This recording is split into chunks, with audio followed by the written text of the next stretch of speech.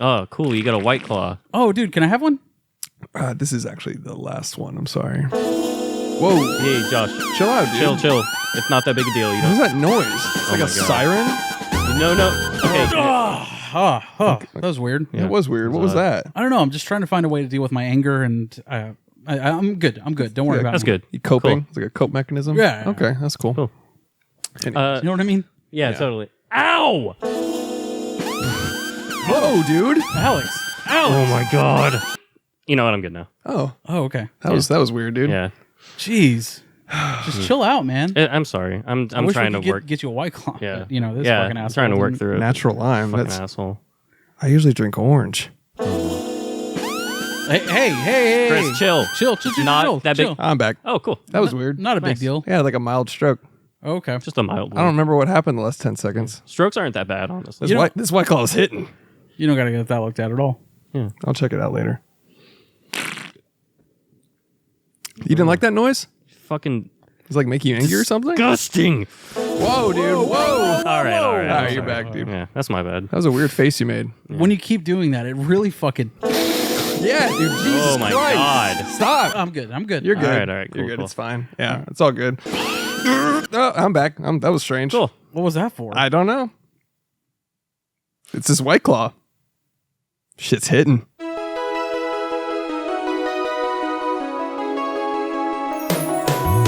Every fucking week, new movies get released. How does anyone ever see these? There are too many movies. Oh shit. Let's do it. Welcome to There Are Too Many Movies, family. Hey. This week on There Are Too Many Movies, we watch Kill Bill Volume 1. But before we talk about that, we're going to talk about what we've been watching. I'm Chris, the editor Collins, drunk on White Claws. Who cares? Because I'm Yeah. Josh, the Josh Rodriguez, Well said. Film School University. Nice. And I'm Alex. No one cares. No one cares. Wait They're for it. cheering for. They love me. Go ahead, Alex. Now I'm you can Alex, go. the grapefruit technique Wilson. I got a live spit take, dude. Not quite. Nope, kept it in. Damn it. Just saying. Just like the grapefruit technique. Oh, You kept yeah. it all I in. kept it in. You If you don't can't know, take it out. If you don't know the grapefruit technique, I'll cut it in here. Shouts to our friend Throatzilla. She's a good friend of the show. What if it's Come just on like the show. Yeah. And come on And the come show? on. Come on, Yeah. come on it. Easy, but yeah. Teach us how to come on the show.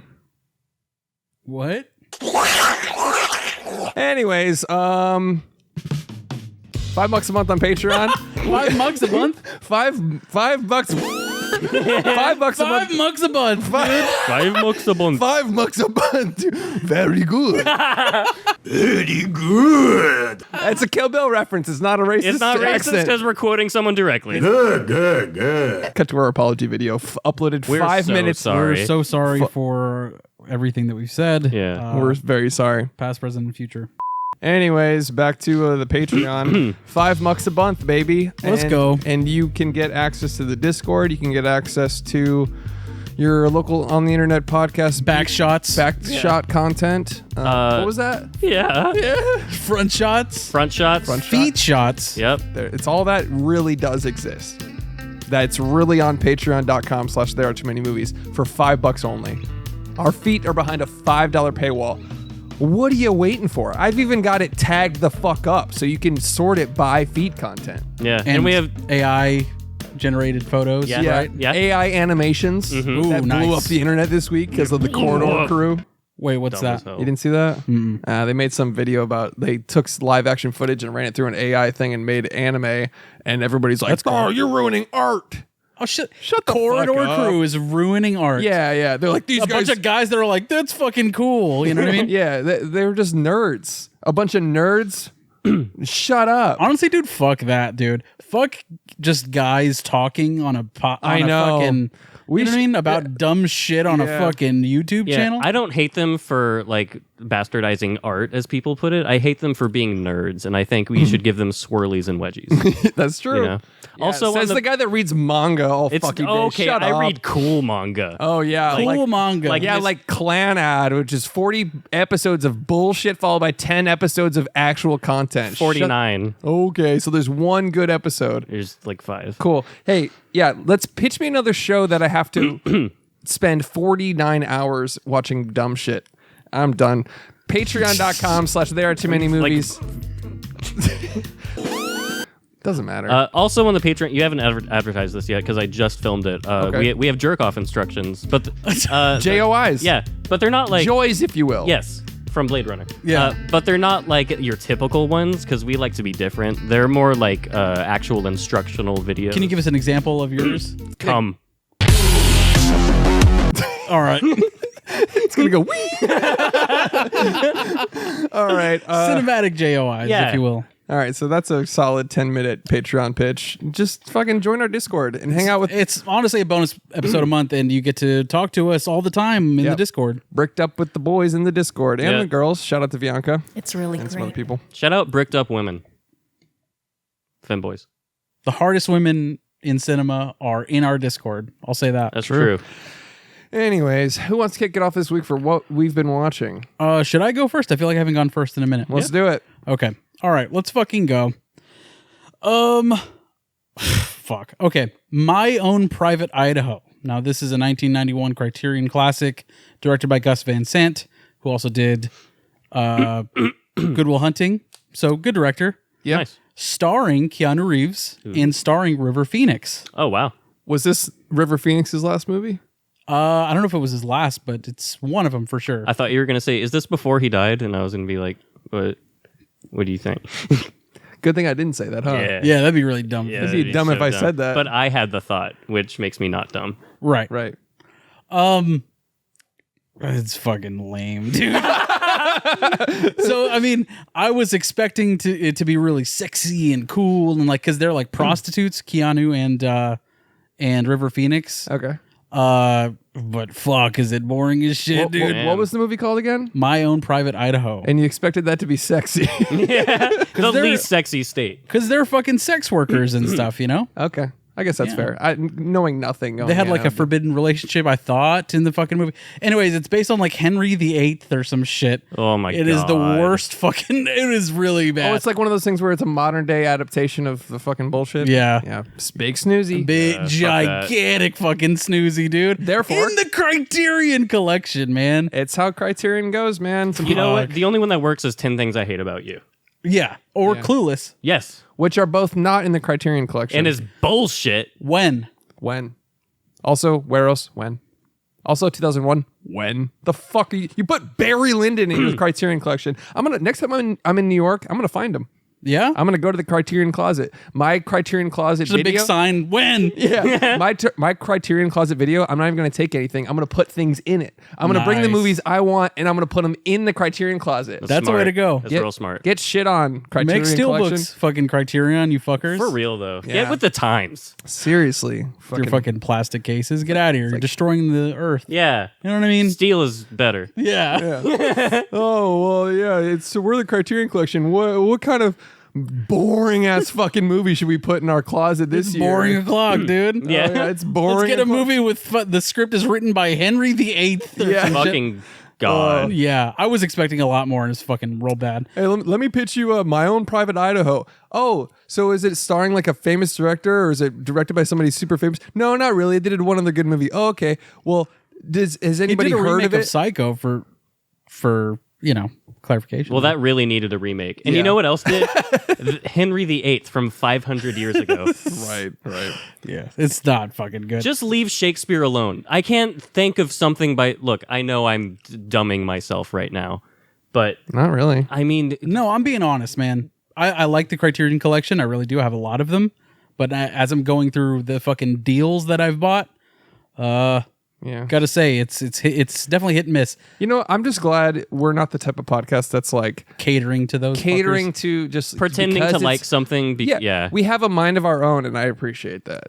Another Criterion classic, Being There, from 1979, directed by Hal Ashby, starring Peter Sellers, dude. Okay. Oh, from Of Jackie Dr. Brown? Nope. All right. Dr. Strangelove. Dr. Strangelove. That was my other one. Yeah. Because he was like, I love so strangely. Yeah. So it's from 1979. It's a comedy. It's a comedy. Oh, nice. It's very much like Forrest Gump-esque. Like Peter Sellers is a gardener that's lived in a house for a really long time, and he's essentially been catering to this old ass man who owns a mansion. Old man dies, he's kicked out of the house and he doesn't know what to fucking do. White privilege, white privilege, white privilege. He goes to another mansion and gets to influence them, but because he's an idiot, he can say things about gardening that make sense in real life and, you know, influence the president of the United States. Okay, but it's a comedy. It is a comedy. All right. It is designated as that. Shirley MacLaine's in it, you know? No. Who's that? She's an old actress. Some old bitch. Also boring as shit, dude. Like, Wow, back to back, boring as fuck. fucking snoozy boys, See, that's dude. the thing. Criterion's on that boring shit. So you flip the Criterion coin this week. That's what happens with Criterion. It's Yeah. a 50-50. You either get a fucking banger or you get the most abstract non-movie you've ever fucking seen. It's not terrible. It's not my own Private Idaho. It's not horrible, but it's just not. They use the 2001 theme throughout. fucking what? Well, like underneath jazz. The fuck? So it's like, but also like jazz underneath. But also, it. like, Yeah, dude. Also, fucking You like jazz? some of that. we can acapella it again. Yeah. You ready?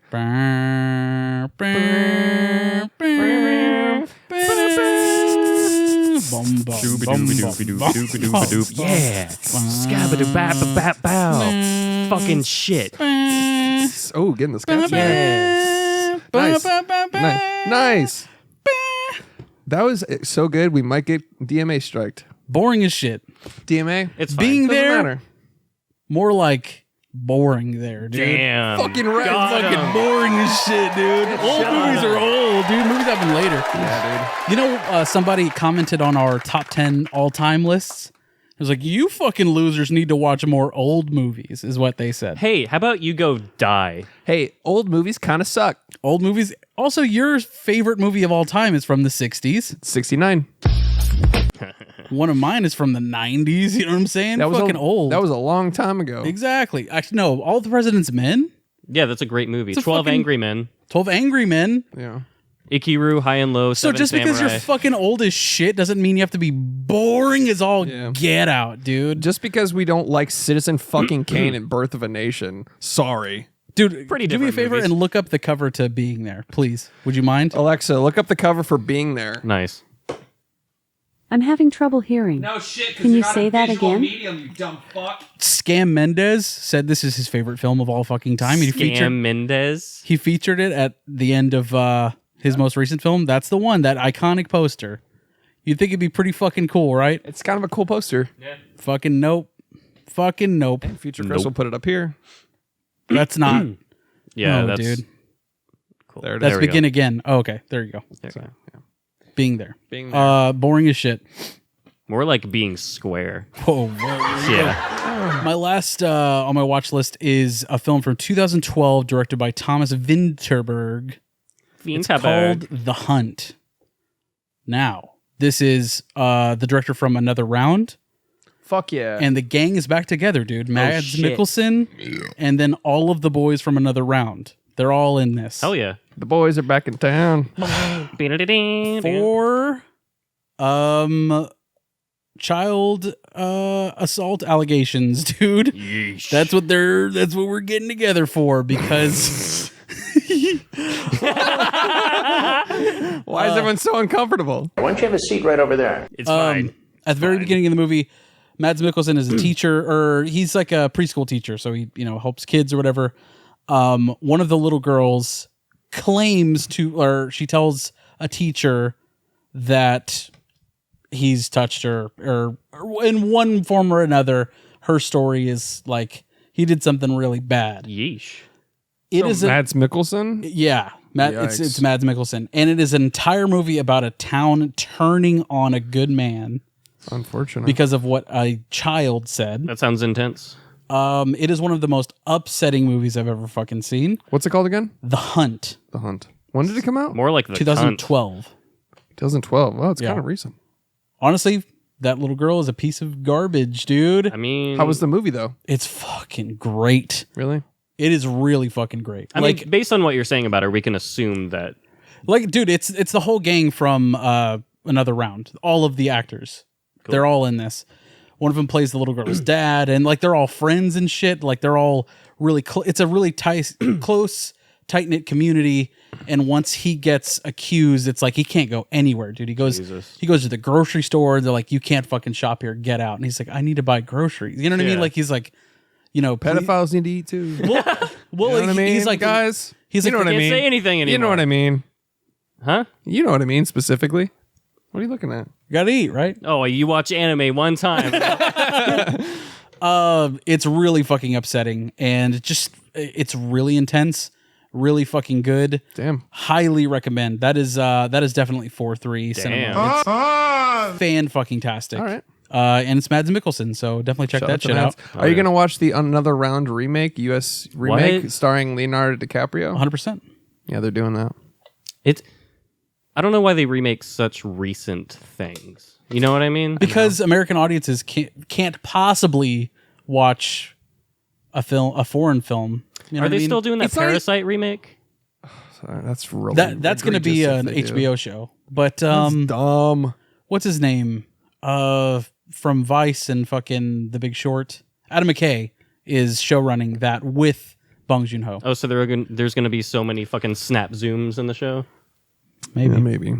I don't know. I don't know how you translate Parasite with taking Korea out of it completely. It's like Because part of its DNA. yeah, it's such a Korean film. Hot take, leave it alone. Really. I don't feel like it's a hot take. I agree with you. But Leave yeah. the movie alone. It It's won not Best a hot Picture. take at all. That's like the most basic take you can have. Yeah. Yeah, that's A hot take would spicy- be like, I'm willing to see it and I'm interested. Yeah, that would be. A hot take would be like, I side with North Korea on Parasite. Yeah. That's a hot take. That's a human being though. I'm Shout out to also Dennis Rodman saying that. All right. I'm also super down for Leo in Another Round. I want to see what he does with it. Sure, but Another Round is already perfect. I love that movie. Further evidence as to why we don't need a Yeah. remake. I would Did it love even- It's was- like a cover. I don't know. I'm down with it. You know what I mean though? Yeah, that's a good point. I just wanna see it. That's interesting to Yeah, look at. cover it that bands way. are always better. That's true. No, but there are some covers Hey, that man. absolutely Mini fuck. Kiss. 9 Inch Johnny Cash's 9 Inch Nails cover. Yeah, Hurt. Yeah. Miley Cyrus covering anything. Fuck yeah. She's a great Heart of singer. Glass. Let's go, baby. Get shit on. Get shit on. Fuck you. Get shit on. Covers are sick. Future Chris wants to put a clip there. Just real quick. Just Just real quick. Real quickly. Just enough so we don't get DMCA. What the limit's like? What 4 seconds before the AI goes? So yeah, and we're back. That's it. All right. So So we're giving you. yeah, but I mean, yeah, I don't know. The Leo as Leo as a dad is really strange. nah. Yeah, I don't see him as a dad. me A loving dad? I No. see him like doing that dance number after dumping a 25-year-old, and that's about it. Hell yeah, brother. Good for him. Good for him. I mean, I'm living hey, but, like, vicariously through Leo. Like, here's the thing, Yeah. though. good like, for you, dude. Not really good for him, but like, what do you think for was him. going to happen? You know, you're like the most famous actor ever. Like, if 20-year-old women are willing to date him, Yeah. why wouldn't he? also, do you think that the girls are like, oh no, I thought we were gonna be together for? They know they're Yeah. getting. They Yeah. know they're renting. Yeah. You know. Here's a Exactly. fun fact, though. Apparently, you know, he never takes his AirPods out. Have you guys heard about this lore? He's like, these bitches never show. No, he's listening to two things: ASMR and a song by MGMT Don't believe that. on loop. It's been confirmed by multiple people in New York City. I don't believe it for a second, dude. Okay. Let's ask him. Come on the show. People that have had Leo inside of them have said this, and they want him to take his AirPods out. When and do he you believe won't. women, honestly? Right. Anyways, how You know what? Good point. Yeah. And how was she said? The movie she said. No, that's a thing, dude. I don't know. I'd have to. I'm gonna make it a He'd clip. have to confirm it. I'm gonna make it a clip and put it on TikTok and see what happens. Maybe he just doesn't want to fucking hear those specific people he's inside. No, he's canceling. Yeah. Well, then choose a better song than MGMT or whatever the fuck it is. I think it's MGMT. Shit, I hope I got that right. I don't even know what that is. Hey Alexa, what song does Leonardo DiCaprio listen to all the time? From dailyhunt.in. Spinning Away is another song from the Leonardo DiCaprio starrer. No. Probably not it. That's probably not it. Alexa, play 6 Degrees of Inner Turbulence by Dream Theater and don't stop no matter what we say. Playing 6 Degrees of Inner Turbulence by Dream Theater from Spotify. Alexa, stop. Watch this bullshit. Alexa, play papyri containing the soul to preserve its possessor from attacks from he who is in the water. I don't know why you believe this, though.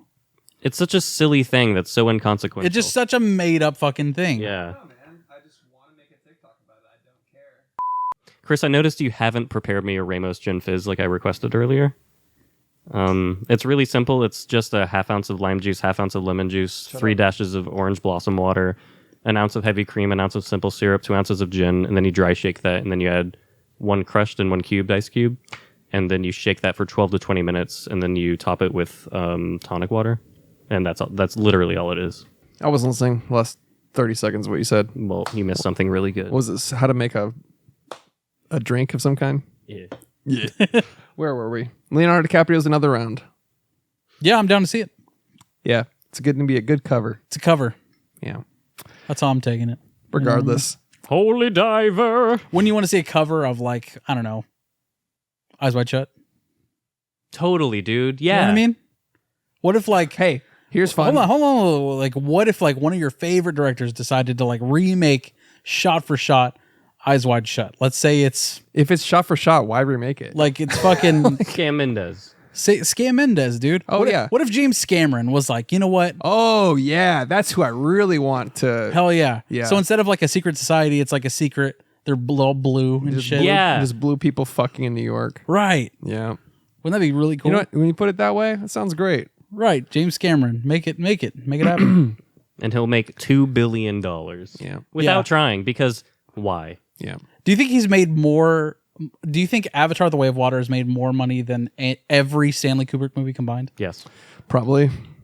Isn't that great? That's a goddamn shame. Isn't that super neat? Miserable. Doesn't Yeah. that make you cry? Yeah. It just makes it just informs how many fucking NPCs are out there So true. just consuming shit. Shout out to Harvey. Come on the show. I would have never thought that Avatar is like the be all end all of like this is what the people want. You know, It's not. I don't get it. It's simply not. It's I won't- garbage. and you can't convince And people me it is. go in knowing it's like not. I mean, they go in for the thrill ride. Fucking Scorsese was right, dude. Martin Scorsese was right. It's a fucking amusement park ride. yeah. It is. You know what I Yeah. mean? It's like, That- 3D glasses. Okay, I'll take my kids to see that and Yeah. shut my brain off for 3 fucking hours Yeah. It's a 3 spectacle. hours. and shove popcorn in my goddamn face. Yeah. Just Yeah. They just Shai take Hulud. They're like, yeah, can you just grind up the soda, the M&Ms, and the popcorn into one big slop and then give just me a ball. and give me a like straw. Star Kid. Yeah. Yeah. Oh yeah. Yeah, the McDonald's ball. Yes. Just, Yeah. just a And then he's like slop. pissing me Yeah. because that part where he had to go and he's like, just do it. He's Just like, pissing me and it's out his chest, right? yeah. yeah, and he's like, your piss fuels me. Yeah. I'm fueled by your piss. And then we he as says 10, that. as 10-year-olds were like, yeah, I want to be this. Shouts to the movie Star Piss, dude. So he's got a piss kink. That's all that is happening. Anyways, Shouts to Star Kid. Good movie. what a great podcast. Smart movie. You could go as so far to say. I mean, it's of the stars. It's arguable. Celestial. Yeah. It's like right in line with fucking. What if that was a score to Star Kid? It's like one of the most majestic, like that and Smart House are probably the smartest movies. Oh fuck yeah, dude! Smart House is a good movie. It is actually a smart movie. It is Smart. Quite literally a smart, smart movie. movie. All right, Shouts to so Katie Seagal. were we on your list? Where were we? Yeah. I'm done. Oh, great. Alex? One moment. Watch The Hunt. Don't watch any of that other boring bullshit. Will be done. So your list was what not to watch. Besides, Oh, right. Besides The Hunt. Right. So we. 1 second. Never mind. Go All ahead. right, cool. Yep. So we got some gnarly weather. So I watched Twister. This is a 90s. I Just Met Her. Yeah, you got it. You were on cue this time. I didn't have to edit it in. Thanks, man. Yep. Yeah, he's on it. He's always on it. Yeah. Literally never not on it. Not my bad. Yeah. So Twister is a 90s banger. Nice. Oh! He was so on it. He was above it. He was before Damn. it. Holy shit, guys. Damn, it's all about the notes you don't play. You like jazz? It's in the title. It's about some twisters. Just metters. Nice. Yeah. And that's all you need to know. Do you like fucking weird 90s special effects where giant tornadoes happen? Twisters. Watch it. Do you like cows flying in the air? Watch Twister. Do you like frame by frame destruction of a house? It's cool as shit. Done in a fucking essentially a Windows 97 program. Yeah. Yeah.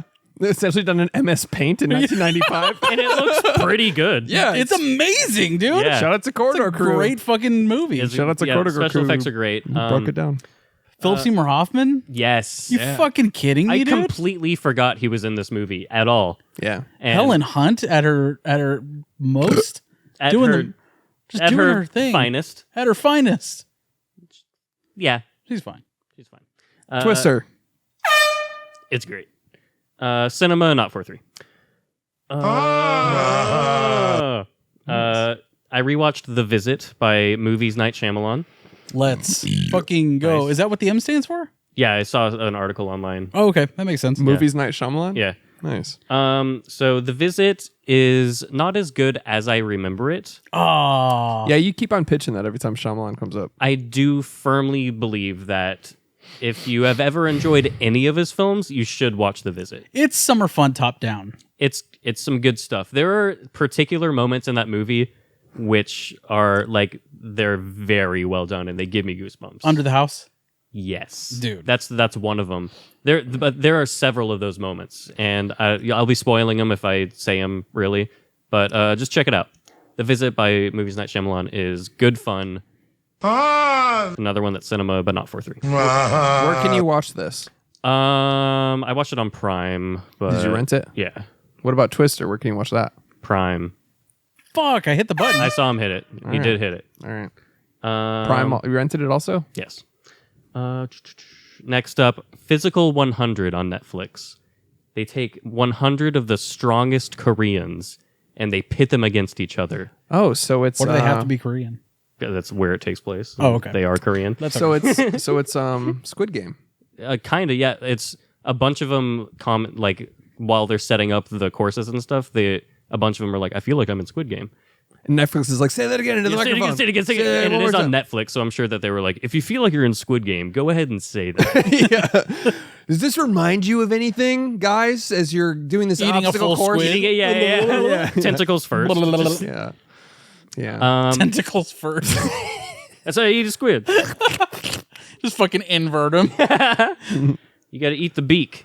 It's like the fucking scene in The Boys when he eats the squid. Oh my god. Awful. So good. It's hot. It's like It's it's cool. It's awful. Yeah. It didn't make me come like It was, hard. All right. Well, What? it didn't. I just wanted Enough to make with that the point. dirty talk. Guys. I just wanted to make the point. be better. This is a podcast. Better. Hardly know her. All right. That works. Allow it. All right. All right. And that is it. Great. All right. Moving on. Moving right along. Physical 100 is good. Wait, I'm looking at the wrong list. 1 second. That's last week's list. I'm not going to say the same thing again. I got some rewatches for you guys. All right. Primer. Oh, yeah. Dude, this movie holds up. Fuck yeah. Yeah. It's so fucking good. It's Really? unreal. And Shane Carruth has stayed good Yeah. since Primer. Can do no wrong. Yeah. He's a great guy, great director. Who's that? Shane Carruth is the writer director of Primer. Who went on to No, do but such what did he do? well. He primed her, dude. Yeah, it's a domestic violence joke. Yeah, it's really funny. Oh, shit. Did he do that? Yeah. I had no idea what he did. Harassments. She's like, I don't get Primer. He's like, what?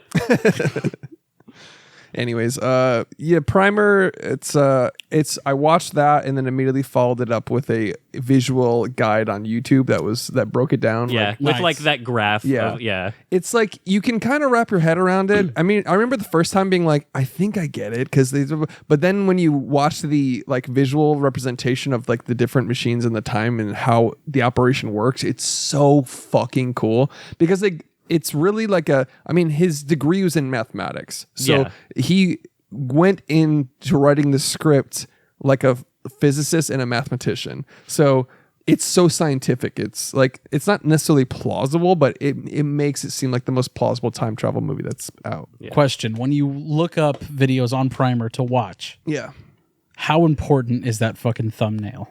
dude. You know what I'm saying? The diagram. So I think bonus features are just a way of this is just a thing of the past. Kind Where of. everybody's watching on streaming and everything. So one of my first things when I go to watch, if I don't own the fucking thing, I'll go to YouTube and look up special features there. Featurettes. Supplements. The fucking thumbnail is so goddamn important. Yeah. And if you watch Primer, you'll know exactly, because you'll want to do this video after. It's like a 20, 30-minute video. It's really good. You'll want to do it right after, especially because Primer's only 70-some minutes. It's actually like not even 90, which is a great watch. Yeah. But check that out. And then after that, watch the Decline of Shane Carruth. Check that YouTube video out. Yeesh. And you can figure out what the fuck happened to him. It's wild. Now that can have a thumbnail of a guy going like, oh, Yeah. you know what I mean? Yeah. Mr. Beast. Yeah, it's wild what happened to him. He had so much potential in like screenplays and stuff. And I'm here to tell you about the downfall of Shane Carruth. yeah, what we're doing today is we're curing blindness. Fucking philanthropy content. Smile. I give you money. I'm Smile. a good person. I'm a good person. Fucking dude, I don't know. I can't say that. $5 a month. Five. Anyways, yeah, $5 a month, please. I need it. I need to buy more White Claws. Yeah. He blew all of our Discord money on White Claws. Yeah. What the fuck, man? It was like Anyways, $1,000. Not even the cheapest alcohol. He just check out Shane Carruth. It's an interesting rabbit hole to go down. It's really sad. He had like so much potential with like these crazy screenplays and things he was developing, and he was even like a consultant on a lot of movies and editorial. And he wrote, composed, directed, shot, and edited Primer. Then he did Upstream Color, and then things went to shit. And then he kind of blew up all over Twitter and like domestic abuse allegations. Leaked a on Twitter. He posted a picture, and in the background you can see a restraining order. I thought you were gonna say a punching bag. No, this restraining order. And so everybody's like, "Hey, what's up with that restraining order in this picture?" And he's like, what are you talking about? and then basically committed career suicide. Like just Twitter just committed career suicide. And he's not. He's now obviously not going to be. No one's going to work with him. I actually know somebody who I work with who worked with him on Looper. So Shane Carruth was a consultant on Looper for the time travel stuff. More like pooper. Nice, dude. Thanks. Just met her. I fucking did it. I saw it, dude. We saw. Anyways, so on Looper, when he was working with Shane Carruth, there was like at times when they were like writing stuff together, and then like they would write some little effect. He's very linear in his thinking. So when he was working on special effects with this person I know, they would be like, all right, let's write this, and then like we can do this, and then he would be like, all right, no, stop. We need to figure out how we're going to do that effect. And he's like, no, let's just keep writing. We'll do the He outline. can't and we'll move come back. on until there's a solid. He's like, no. We need to start testing this effect and how we can practical. And he starts doing research on the physics of this and this and exactly. Fucking God. And then it's like no, and then he can't move on unless he can figure out how to do this one thing. And then he's very linear in that sense. And then an asshole. Then he just lost his mind. So whatever. Anyways, that's Primer. It's still a great movie, unfortunately. But yeah. I mean, Roman Polanski, we talk about him all the time. You're Bad right. guy. Can't do no wrong. if you want to make an omelet, you got to break some eggs, right, guys? And by eggs, we mean Women's minors faces. in hot tubs. Welcome back to There It's Many Movies. This is a very cancelable episode already. I Come for it. got a lot of editing. At this point, who cares? Come for it. Honestly, I don't care anymore. Yeah, same. You know what the worst thing it could do for us is get us more listeners. Yeah. That's the worst thing it could do for us. We made a few jokes. What are you gonna do? Lose my job. I wouldn't want to do that. Dude. No, I would not want to review Oppenheimer when that comes out. Oh yeah. Please edit that out. No, I won't. A couple of rewatches. I rewatched I Am Legend. It's fine. More like I Am Leg. I am leg. Yeah. That guy does a lot of running in that movie. You know what I'm saying? $5 a month on the $5 a month, dude. $5 a month, baby. That's even hard to I am say. Legend. Fuck yeah. Yeah. That's fine. It's fine. It's whatever. fine. You know, Didn't hold up? Well, I rewatched it because they announced a sequel and they're What? going with an alternate ending. Yeah. Is it the original ending? Where We Are Legend. I'm starring Michael B. Jordan. Right? Is it? Yeah. I'll go hard. Or am I just a racist? Right? I don't know. I thought that was in the headline. Oh, I don't know. Yeesh, Chris. I'm going to Google it. Is it called We Are Legend? I was totally kidding. I don't know. I know the original ending of the book was like the vampires are like walk up to him and they're like, we can actually work together, which is like, I prefer the movie. Yeah, he is in it. Oh, okay. Just so you know.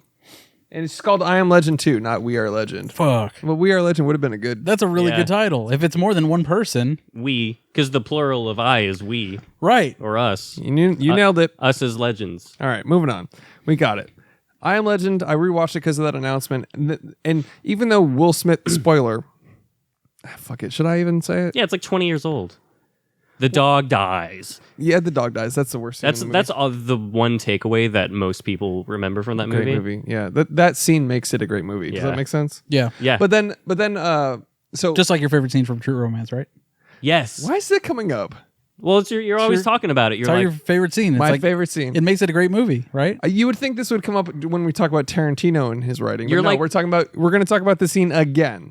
yeah. Well, You're listen. going to make the point for this scene again. Well, I'm we just saying we that- just talked about Shane Carruth, and you're like the Shane Carruth of that word. You know what I mean?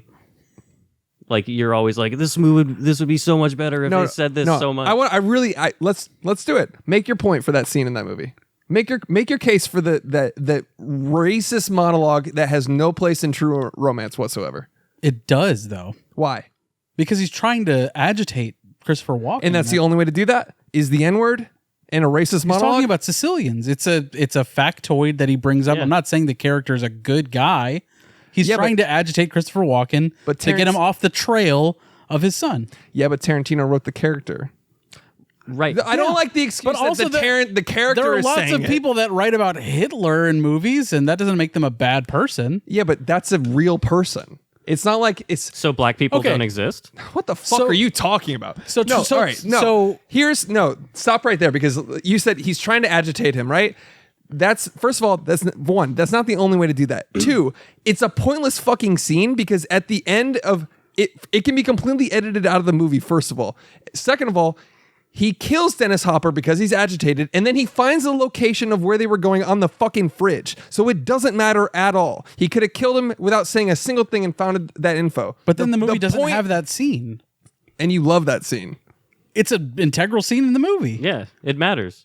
It's I'm not saying it matters to the plot, but that's what makes that movie a Tarantino film. I mean, like the race. You're right about that. That's what makes it a Tarantino film, a racist N-word monologue for no reason. And what movie are we doing today? Kill Bill, Volume 1 and 2 are the only Tarantino movies that don't have the N-word. By the way, I don't know about that. that's true. It was that is true for Yes, Yeah, but he sure. Four didn't. Rooms has. I don't know. Positive. Oh, I haven't- okay. Well, then you don't fucking know. It was on the internet when I looked up facts and trivia on Kill Bill. You know what's crazy though is he actually didn't write that at all into the Django Unchained script, but Leo just went batshit with the improv. Yeah. Anyways, Yeah, it bugs me because you have such a hatred for that scene. it's just an unnecessary cheat code to be edgy and like it's the no word. It's like, oh, he said the no word. That's so. I just That wish movie was written in 1993 or something. It's literally just a stain on that movie. I love that movie except for that one scene. It's such an out of nowhere racist monologue coming from Dennis Hopper for no reason. I don't get it. That character is so minimal throughout the whole movie anyway. You see him like twice. And then he has this racist monologue to Christopher Walken to agitate him into getting him killed. And then it doesn't matter because he finds the info on the fucking fridge anyway. So it's like, why did he have to include a scene about that? It's just like, I don't know. It just bugs me. It seems cheap. It seems like a cheat code. It seems like a shortcut to be like, oh, look at this no bad script. I make cool guy shit, edgy scripts. And that's kind of what Tarantino is sometimes. It can go a little corny and cringy because it's the edgelord shit. You have Shout out to White Claw. This episode brought to you by White Claw, Natural Lime. I just don't really see it. I mean, so do you not like Pulp Fiction because of that scene? That I don't like that scene in Pulp Fiction. I like Pulp Fiction the movie. I'm wearing a Pulp Fiction shirt. I think it's a fantastic movie. It's one of my favorites from Tarantino. I don't like the fact that Tarantino's in his own movie saying the N-word for But It's that just one doesn't bother you unnecessary. as much as True Romance? not as much. Dennis Hopper, the one in True Romance is way more out of left field. I can see it in this random character in Pulp Fiction for some more reason. For some reason, I mean, he cleans up dead bodies in cars and shit. It's yeah, like, that one seemed a little. More motivated? Is that what you're trying to say? I don't know. Yeah, motivated might be the word. It's. I don't like that it's in that movie. Also, it seems less out of place than True Romance, because True Romance was. I loved it so much. I don't know that. I love that ride or die type relationship shit they have in there. Yeah. And then it was just like this fucking weird, like. Does Gary Oldman's character say the N-word in True Romance? You think he probably does? You know, you'd think if he did, I would forgive it probably more. I'd be like, Because there's motivation behind it. yeah, like it's. I mean, it's like, you can tell his character identifies as that. You know, I'm but at the end of the day, arguing- he writes all the characters, so it's not like that character is the one funneling through the universe through Tarantino to say it. You can't say it's like, oh, it's just the character saying it. It's like he's writing it all. But he's writing a movie. He's not a samurai. You know what I mean? Like he's not. I know. I'm not saying it should never be in any movies ever. I just think it's in every single one of his movies, except for Kill Bill's, and sometimes it's completely unmotivated. It's like, is it motivated in Django? Of course. Pulp Fiction, arguable. True Romance, what the fuck is that scene there for? That's all I'm saying. Can we lay it to rest? It comes up every episode. Because it bothers me. But I mean, you're entitled to your opinion. I get it. I want to bring it up the next episode because you Okay. got to today. You Like you go in for it. defense of the N-word. In next episode. You guys haven't read Roll of Thunder, Hear My Cry, and it's obvious. I like to quote Mark Twain. Always a good idea. This is my friend. This You'll is my never guess cat. his name. Oh, H.P. Lovecraft? Anyways, $5 a month, baby. Yeah. Let's go. What else? What were we talking about? I don't remember. I don't know. Shane Carruth. Cool. I fucking watched Argo. It's good. It's Tense. good. I watched it on a plane, which was Ooh. So stressful, which man. is stressful. Yeah. So on a I had a movie- panic attack in the beginning of that movie. God damn. The beginning. Yeah. When all the I guess that riot like goes into that. Oh yeah, and they're You know what like I mean? barricading. I Yeah. actually had a panic attack in the theater while I was watching that. Damn. Oh shit. Yeah. I mean, I think I was like not good before that, and then the movie started, and I was like, "Fuck!" Like, Damn. I'm The sorry. absolute worst. but I didn't know. space. I didn't know that I was having a panic attack. I like didn't know what that was at the time. Yeah. and I was like, I don't feel Like, great. this movie's intense as shit. Yeah, I was like, I don't fucking feel good at all. But that's a great movie. Yeah. And talk about tense. The fucking ending of that movie. It's great. The Jesus. runway, like all Yeah. the steps, and yeah, that's a movie when I'm already got travel anxiety and like around airports and airplanes, and then I'm watching that movie on a plane. Kind of doubled down. You're like, I'm going to watch Flight. You know that really hard dude, the fucking evil guy that's like trying to find like he's I guess he's like a not a bureaucrat, but he's a fucking I don't know what he is. He's in that country. Like in the embassy guy. Yeah, one of the embassy guys. yeah. That guy was like a background actor that Ben Affleck saw and was like, "Oh, he needs to be," because he already had an actor that was doing it, and he was going way overboard and like, "Oh, well, you need to come with us," and like he was like really big and huge, and he's like, "This guy's just not working. This guy's just not getting it." And then he saw that guy do like one scene and was like, "That's the fucking guy." Like he can underdeliver it, undersell it, and like still be menacing and all of that. Nice. Nice. So that guy was recasted. I wish I fucking. It was just a random YouTube story I remember, He but pulls in that's uncut cool, though. gems. yeah, I love that shit though. But yeah, Argo is really good. Didn't it win something? one Yeah, best, one best picture. picture. Best picture? Best Yeah. picture. Surprising, Argo, right? fuck yourself. Wow. Oh, dude, John Goodman and John that other Goodman. guy. Oh, it's so good. The phone, the production office. And based on a true story, which is the craziest part. Yeah. That's really cool. Alan Arkin, dude, just always. Of course, Amazing. Hollywood would throw a best picture at a movie where it's like, yeah, Hollywood saved the day. Yeah. You know what I mean? We Like, really did it again, guys. we made a fake movie and got some people out of Israel or but for Affleck Iran, sorry. to come back and win Best Picture after like getting ostracized from Hollywood after doing Geely, That's fucking king shit, man. Good for him. I forgot about that. So he did Geely, and then Arguably a great film. arguably a really fucking piece of shit. Snubbed for Best Picture, in my Yeah, it did opinion. get snubbed. I agree. He was ostracized from Hollywood. No one's hiring him. No one's letting him do anything. They're like, this guy fucking sucks. He made a movie with his girlfriend. It's really on J-Lo, that one. He's like, this shit is bullshit. Couldn't get a job, and then makes a movie with his brother, which does really well critically. Casey Affleck. Yeah, but Gone Baby Gone. Yep. That one got some And then his next project right after that, directing again, Argo. king shit. King shit. Yeah. And Shout out to him. then he becomes the Batman, dude. True. Arguably the best on-screen looking Batman. Yeah. The most Frank Miller Batman. Batman, more like Bagman, because Oh, he got the shit. fucking bag on that one. $5 a month, baby. Thanks, guys. Give us our I'm bag. stealing your watch list. Sorry, man. Keep going. It's all good. It's the show, you know. We're talking. It's 8 We're just p.m. talking. We're just vibing. Just innocent, man. We're just innocent. We're just normal men. What do you mean, normal men? We're just innocent men. All right. I rewatched Phantom Thread, dude. Hell yeah. Yeah. Let's fucking go, BB. Shout out to you know who. Clothing. I watched it with her in New York City. Shout out to her. Phantom Thread. Top 5 all time, dude. Yeah, it's a beautiful movie.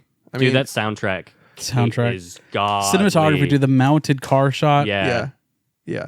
PTA, man. Just fucking. Oh yeah. That just by did the way, it. that's a direct shout out to A Clockwork Orange.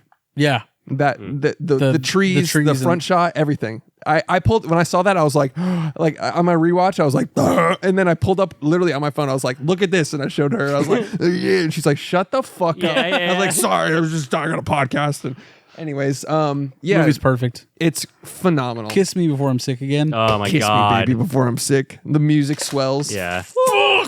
Dude, that soundtrack sounds like classical music that has existed for hundreds of years. Yeah. It's so when he sees fucking his good. mom in his room when he's sick, dude. Dude, fucking that was weeps. scary. Yeah. It's haunting. It was genuinely scary. And like the way she's standing, the dress, it's beautiful. It's beautifully haunting. Yeah. Fuck, man, I love that movie so much. Dude, we saw that together. Remember that? We went to a screening. We did. Woo! And we made out afterwards. Dude, fuck yeah. Special. I phantomed his thread, dude. Dude. I was like, kiss me, brother, before I'm sick. Anyway, Phantom Thread's great. It's fucking Cinema 4.3 PTA, obviously. I watched Vicky Krieps, dude. Fuck, she's amazing in that She's movie. so fucking She's good. the main girl. Yeah. Dude, you know For what the I love- hungry boy. Yeah. I make my wife say that to me. Yeah, that's And then she poisons you. Yes. that's so sweet though. It's so good. But you know what I love about PTA? He casts very regular, conventionally beautiful women. Yes. Not like model fucking You're not going to see Lily Collins in a fucking PTA you're- joint. Yeah, he casts very. By the way, also one thing I picked up on, and I don't know if this is real, but remember when they're doing measurements of that girl, and she's like, "Oh, it's okay. He likes him with a little belly," and I was like, it made, PTA me, is like, I do. it made me think of Inherent Vice when he like there's a whole no sorry The Master. When she's Joaquin Phoenix is hooking up with that girl in the dark room, And he's like fucking like grabbing her tummy. He's like belly fetishing her. Yeah, like she had something with her tummy or Yeah. something, and he's like, like, and I was like, oh, He's into that shit. Quentin and feet, PTA and stomachs. And bellies. Let's go, dude. Let's fucking go. Shouts to the thickies out there, dude. Tummy, dude, tummy, Tick girls. tummy is an underrated cute thing, dude. 100%. Underrated. Get a little tum tum. Love it. Right under femboy cock, I would say. Anyways, I watched Tomb Raider for the first time, the new one. Was starring Alicia Vikander. I've been replaying the games and it made me buy that movie. It was like $7, 4K. So I was like, whatever. So I picked it up. I watched it. Guys, guess what? It fucking sucks. It fucking sucks. Oh, no. No way. The remake of Tomb Raider, which no one has talked about, fucking sucks. Yeah. Alicia Vikander, though? She carries it. She actually gives a good performance, but I it's, bet. Yeah, she's it's great. such a dog shit movie. She's a great actress. Like, Yeah. for real. yeah, Great actress. Yeah. And she actually did a good job as her interpretation commits. of Lara Croft. Yeah. But it's the dog shit movie, and that's not her fault. Yeah. Ugh, that's a It's shame. straight up bad. It's just so bad. And it's about you, dude. It's 2 hours. Why? An hour 20 minutes in is the first time they enter a tomb at all. Oh my God. I was Christ. like, Time to Jesus. raid. Yeah, most of it's like biking and like just parkour and Who gives a fuck? Does she fight a dinosaur at all? no Or a tiger in a cave? No. Why? That's Yeah. Turok Dinosaur Hunter, dude. No, she fights a dinosaur in Tomb Raider. Oh shit, That my bad. happens. does in like the later games. Shit. And then she fights. Did she even the have Pope. triangle tits, dude? Yeah. No. That's the most important part. Fuck. Fucking poly tits, Polygonal dude. titties. Polygonal. She just cringed into a prism, dude.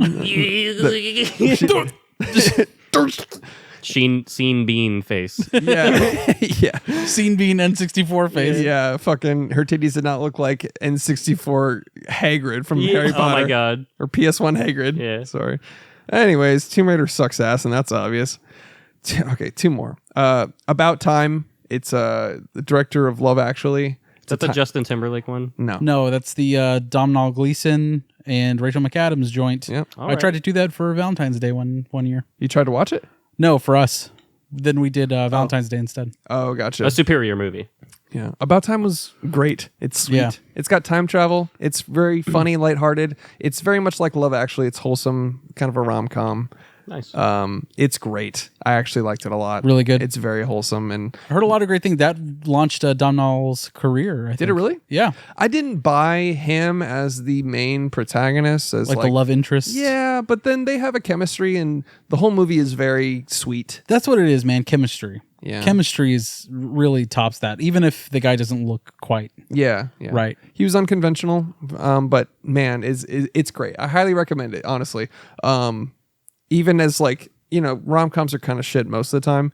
This one and Love Actually are really good. So this writer-director, he has like this tongue-in-cheek way of approaching rom-coms that I really like. But this one has a sci-fi time travel element to it. It's very sweet. Okay. It's like a very much diet everything everywhere all at once. Oh, wow. All right. Very diet everything Right. everywhere. And so Made with stevia. exactly. So I highly recommend that. Last thing I watched, Antiviral, the Brandon Cronenberg joint. Ooh, his first joint with our boy from Get Out. Yeah. Wait, Get Out. Oh yeah. He's the brother in Get Out. Yeah. Oh, shit. Forgot about that. I realized I have seen this before. About halfway through it, I was like, oh, I've seen it. Really? Yeah, but When did you watch it?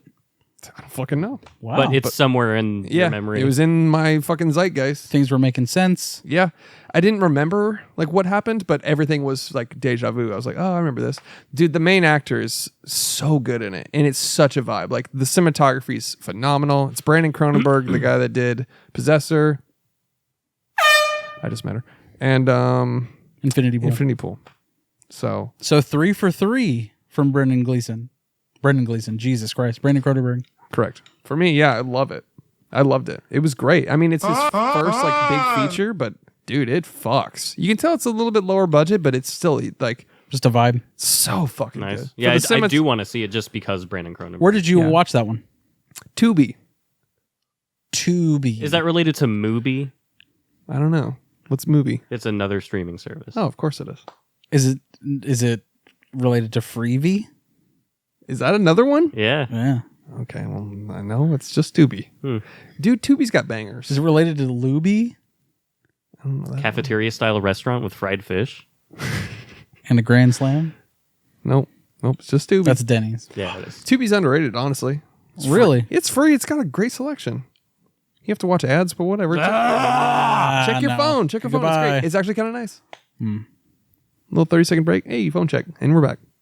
Nice. Kind of nice. No, because you check Tubi stands. Hit the comments. check your phone one time and you're stuck in like a 2-hour rabbit Yeah, hole. dude. hole, yeah, that's true. Dude, there's a fucking retro football game. Yeah, There's a retro football game that I downloaded on my phone, dude. It's a god. Is it NFL damn Blitz? Time suck. No, it's Retro Bowl is what it's called. Nice. It's like off-brand NFL, That sounds great. but it's like 8-bit. But it gets and you just- a little fix of dopamine. with Dude, football. Yeah. I've played full seasons in a day, dude.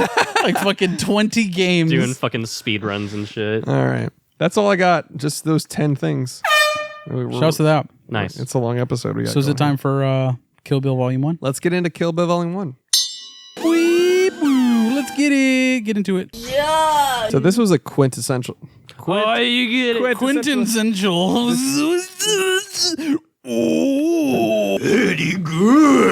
So yeah, this is like a movie I watched in high school that like shaped my tastes and made me go into film school essentially. What about you guys? Hard to argue that. No, I totally agree. This is a movie that made me fall in love with movies. Yep. It's You know what I mean? Like this was like one of those like, oh shit, this can actually be the best thing ever. Right. Movies are the best thing ever. Is kind of how I feel after watching this. Ironically, for the like first time. I found A Clockwork Orange. I was like, I don't know. I went down this rabbit hole of like edgy movies, right? I was like, Clockwork Orange. So I watched that. I was like, whoa, that was weird. And then I was like, and then Pulp Fiction came up in that zeitgeist. And I was like, Dad, can I rent Pulp Fiction or can we get Pulp Fiction? He's like, oh, that's inappropriate. I was like, I just watched A Clockwork Orange. and he's like, yeah, you shouldn't have watched that. And I was like, yeah, I don't so feel. now I can watch. I was Kill like, Bill. I'll be honest, I don't feel good, but I want to watch Pulp Fiction. I remember like I watched A Clockwork Orange at the end of it when he's like, I was cured, all right. I just like walked outside. My dad was doing yard work. I was like, hey. He's like, hey. I was like, what you doing? He's like, yard. I was like, Just I just totally watched The Clockwork dissociate. Orange. Yeah. And he's like, what? I was like, yeah, it was kind of weird. Kind of fucked me up. Yeah, I was like 13 or 14 or something. I don't remember. I don't know if I lived here yet or if I was visiting Texas, but yeah. Go chug a gallon of milk. I was cured, all right. And then I'm just drinking glasses of milk. Why are you looking at me with a Kubrick stare right now? But yeah, so then I found Pulp Fiction, and then I think shortly after, Kill Bill either had just come out or it was coming out. This came out right when I was getting into movies, just in general, like other than Batman movies. You know what I mean? 2003, so we were like 12 and 13. Yeah. And you were fucking 4. I was you're I was still fucking- an infant actually. Yeah. I was watching Goodfellas and this because it was like anything my brothers were watching. I was like, fucking hell yeah, dude, that sounds great. Yeah, your brother is actually the one that showed this to me, and we all watched it together. Yeah, exactly. Like- And because he was obsessed with samurais at the time, like samurai swords and just the culture. He was obsessed with it. Your So brother is a weeb, you could say. I wouldn't call him that. He owns does he own at least one samurai sword? He owns one Hattori Hanzo sword. Yeah, he does. I would argue that makes you a weeb to own a katana. Yeah. Maybe. You know, I had a friend in back in Michigan who got a katana, and like it's legit, like it was legitimate, like very fucking sharp. They held a towel, and they took the katana and just like went like this, and it cut the towel in half. Yeah. He's like, imagine this is your cock, dude. Yeah. Like they didn't even have to swipe. They literally just moved it across the towel, and it cut the towel in half. And they're like, yeah, this is going back. Oh, wow. The parents Like, I sent it can't back. have this, Yeah, yeah. the parents sent it back right away. Wow. They gave it to him, and they were like, never mind. Yeah, you're gonna disembowel yourself. Yeah. Ritual disembowelment. yeah. It's cool. It's my favorite Cannibal Corpse song. Frantic disembowelment. Yeah. Hell yeah. You know, when they committed seppuku, they would do the thing. They would drive it into their stomach, but then there would also be a samurai standing right next to them that would behead them right after they did that, so that they didn't have to suffer. For a long time, I thought they just went, "Ugh," Yeah. but no. One right behind him cut their fucking head off. And they were supposed to cut it so that there's still a tiny bit of skin right Cutest here. day go men, dude, is what that's called. Skin right here. Yeah, so that their head would just sloop down and then Oh, not so- actually So fall like cut off. like 95% Yeah, and let it go. yeah. Okay. Only cut 45%. You're like, oh fuck, fucking Ow, ow, ow, asshole. Yeah. But yeah, hard to argue that this is like one of my favorite films of all time growing up. Yeah. I haven't rewatched it in a long time because I was scared that it didn't age well. It ages pretty good. Pretty fucking good. I will say some of the dialogue is like kind of corny. Anytime Uma Thurman speaks Japanese, I'm like, "Bleh." Nah, It doesn't bother me at all. not me, but yeah, not that part. But for me, it was like the well, therein lies the point type of shit. Silly rabbit, tricks are for kids. Like that wasn't even that corny. I thought that's the corniest part of the whole movie. Now, to me, the corny shit is when they are like, like dancing around the word, where it's like it sounds like pseudo intellectual shit when they say stuff like, I don't even. I wish I'd written down an example, but that was one of the things when he was like. Well, I'm referencing volume 2 because I also watched it, but there's a monologue Bill has, and then she's like, aha, and therein lies the point. And it's something about like the way, like It's I think just it's they talk- stylized that way though. It's Like stylized. It's also yeah. it's a love letter to those old kung fu movies and shit where and spaghetti westerns Yeah. and revenge-o-matics. where like the it's- dialogue is just fucking what?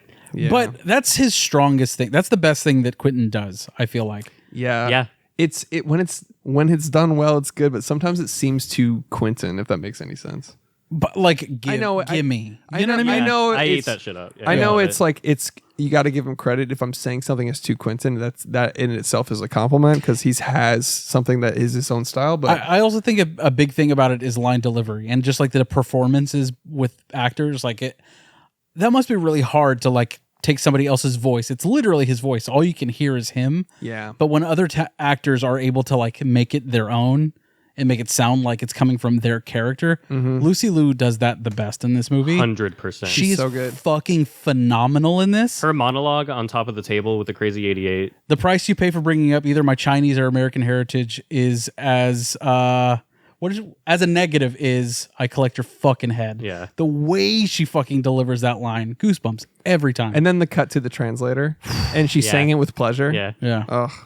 That like the way her translator is like saying it like yes, go off, Queen. Yeah. But then Literally I collect slay. your fucking head. Fuck, man, goosebumps every time. what happened to Lucy Liu?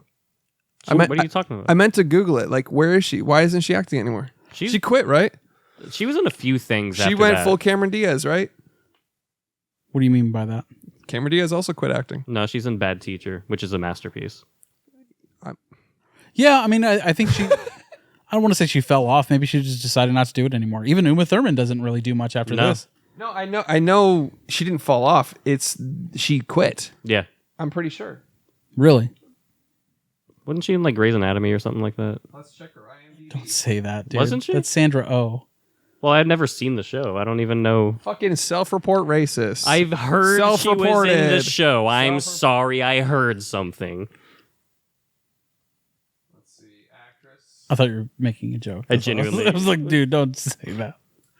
She's still been in shit, I guess. I guess she's just like. She just hasn't been like a huge star, which is a goddamn shame because she's amazing. Yeah. I'm tripping because I swear I read something about her literally quitting acting, but I know Cameron Diaz definitely quit acting, and then Uma Thurman took a break to be a mom. So, yeah, Shouts to her. yeah, dude. And she even said- Ethan Hawke fumbled the bag, dude. Big time.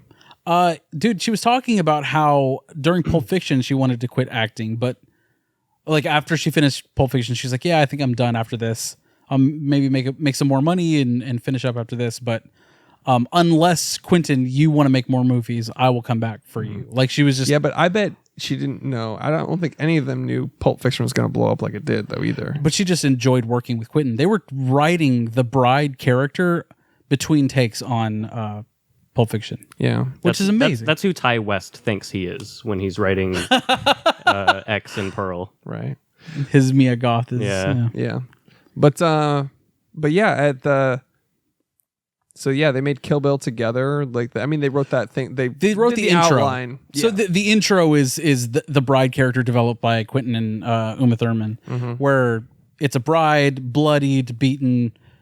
She's pregnant. Boom. Credits. You know what I mean? Like that was the story that was developed with Quentin and Uma, and then it's crazy, dude. If you watch any of the bonus features behind this, he's talking about writing a war epic after Pulp Fiction for 10 years. Inglourious Bastards. Inglourious Bastards. Let's go, hard. dude. And then he's like, yeah, he put it down because he didn't know how to finish Inglourious Bastards. So then he decided to go back through his old stuff. It was after Jackie Brown, excuse me. He decided to go back through his old shit and he found The Bride. He found the story that he was developing with Uma, and then he got excited to do like we said before, ode to all of his favorite films, like the samurai films, the spaghetti western, the fucking revenge-o-matics, all of that. And that's where Kill Bill sort of emerged. But like the fact that he was working on Inglourious Bastards 10 years before it comes out, And dude. it That's shows. cool.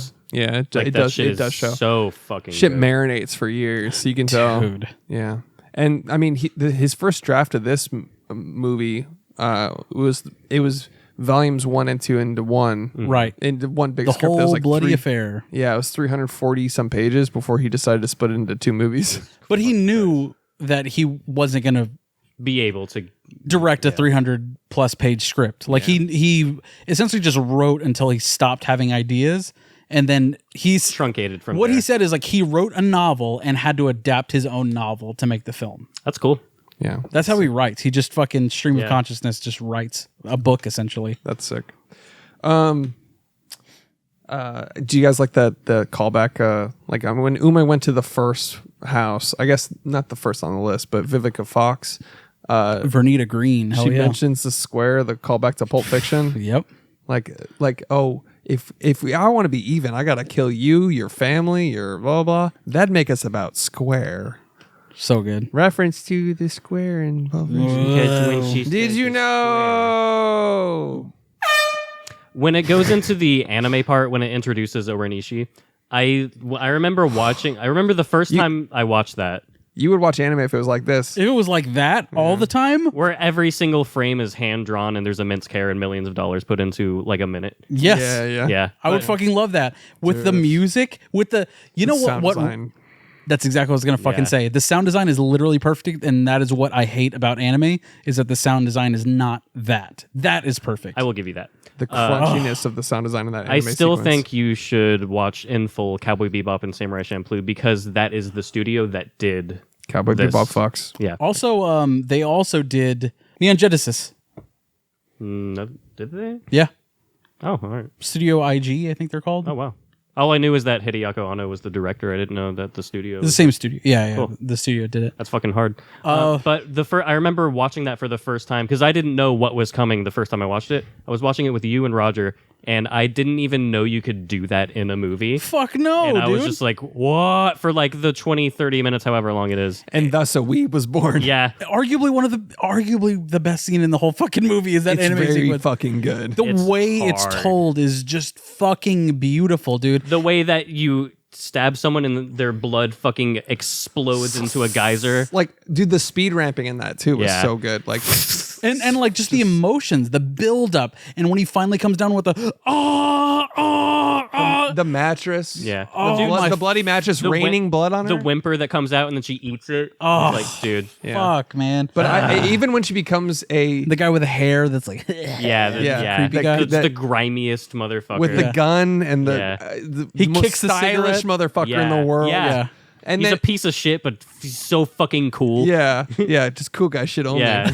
That's a hard rock moment. Right oh, there. it is, dude. But then there was the scene where she gets to kill the guy, and she's- Luckily for her, he was a pedophile. yeah. Oh. And then, but my favorite part is like the blood on her Yeah. and painting the back. Yeah. Oh, with her outline, Yeah. her silhouette. And then like the parade of soldiers coming to the rescue and just pans across the wall, like, and then to reveal her on top, just like, what are you gonna fucking Yeah. do? Yeah. No, she's in like ecstasy from what she just did, and she's just looking at them like, oh, you fucked.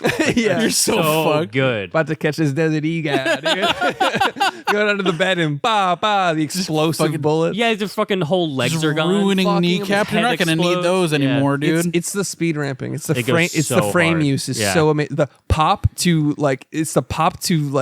slowing down. Yeah, That made yeah. it so luxuriously delicious to watch. And when she's like stabs him through the chest, and he's grimacing, Oh, yeah. and he breaks his own goddamn teeth, the dude. sound design there. Yeah, dude. Oh, that scene is the best, dude. it's really- I love that. It's either that or the Crazy 88 fight scene. Yeah, that's That too. legendary, Yeah. of course. Like the outline when the power goes out in the Crazy 88. It's the blue Yeah. room. The blue room, dude. Fuck. When it switches to black and white, yeah. dude. I'm gonna say my favorite. Fun fact about the black and white thing, that was one to decrease the blood in to deaden that scene a little bit, but also it was an homage to an old movie that did that. That's cool. So it was like two birds with one stone. MPAA was like, "Can you tone it down?" And he was like, "How about I homage this?" So They're like, whatever. I wrote dude. it down. It's some movie he referenced. I don't know. Yeah, it's called like the fucking something. It's just something The bloody, obvious the that you bloody never sword watched. killers. Some shit like that. I got it. It's just an homage to 70s and 80s U.S. television airings of kung fu movies where they made it black and white to get past the censoring. That's cool. But Which they did not censor in the origin countries. It was just the U.S. Right. where they US. censored with black and white. And this was the first trailer that made. I'm sorry. This is the first trailer that made them recolor red to black. Have you ever noticed now that you can't see blood in any trailer now? It's either like unless it's a red band trailer. If it's a general audience trailer, everything is now you either can't show blood or you have to recolor it in post so that it looks like brown or black. Yeah, they used to use chocolate syrup for blood. I know that in like Night of the Living Dead and shit like that. Yeah. So this was the first one that I think had they were that just eating requirement. shit. I Yeah, think they that's were what it was. just yeah. Yeah, did you guys know this was a lot of homages to kung fu movies? They're like, oh, I would have had no The idea. Shaw brothers did a lot of fucking. Well, Hattori Hanzo. Do you have that already? No. The real Hattori Hanzo?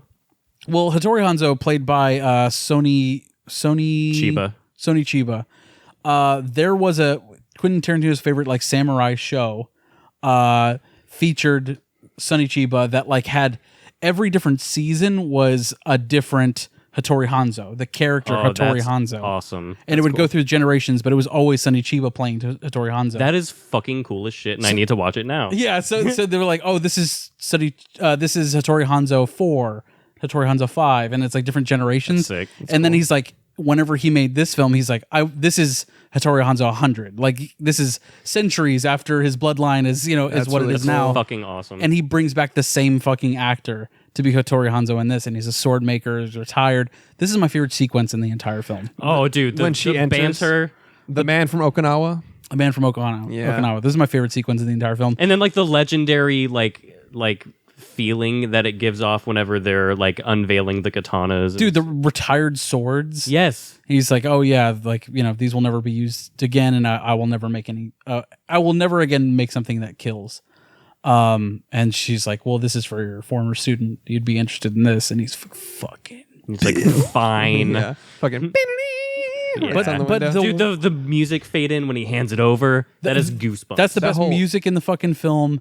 That is the best cinematography in the film. Like the way that like little layer that he has is lit, where it's like overexposed almost, but Yeah. it's like They're glowing. There's some Yeah. sort of filter they're doing on the lens or on the film where it's like they all have this glow on them. it's just so gorgeous, man. This is everything I love about movies right there. yeah.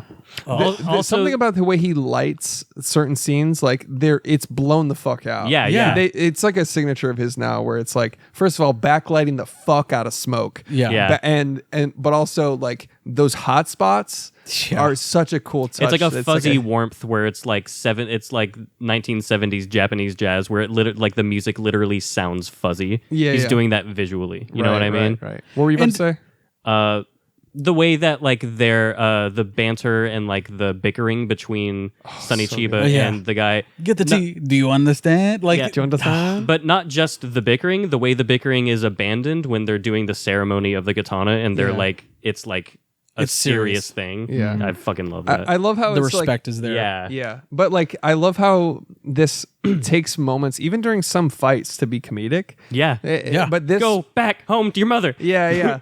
But then also like this scene in particular, it could have just been like a little standoff with Sushi and like, I know who you are. But then there's this element of this lazy guy watching soap operas like, no, you get the fucking Yeah, Sushi. yeah. He's like, for 30 years, I've fucking done this and you did. And then And it's like that deep guttural, like Yeah. like they look like they're just talking, but they're like, they're fucking caricatures. Yeah. Like Yeah. he walks, he's like, very good. And you're like, what? yeah. Like, who is this guy? But he's amazing. He's it's magnetic. phenomenal. I love Yeah. it. And then the fact that I want 4 more movies with just that character. That's why I'm going to watch that thing you just told me about. yeah. And then their banter was so fucking funny. And then like, go get the fucking tea. And then you understand? And then he goes, I'm not bald, I shave my head. Do you understand? Yeah, and then yeah. he throws a fucking knife at him. Yeah. お前は先を運ぶ役目なんだ。いいか、よく覚えとけ、このハゲ。Do you understand? ハゲじゃない、剃ってるだけ。Do you understand? So I love those fucking stop everything and have a fucking funny moment type Yeah. of scenes. Yeah. I love that. He's really good at his His comedy is so good. He's low key great at writing comedy. Yeah. I mean, it's not even Excellent. low key. It's No, high he's key. excellent at it. Yeah, even in Inglourious Bastards, Gorlami. I mean, it's like Gorlami. Gorlami. Mi scusi con me? Gorlami. Ancora una volta. Gorlami.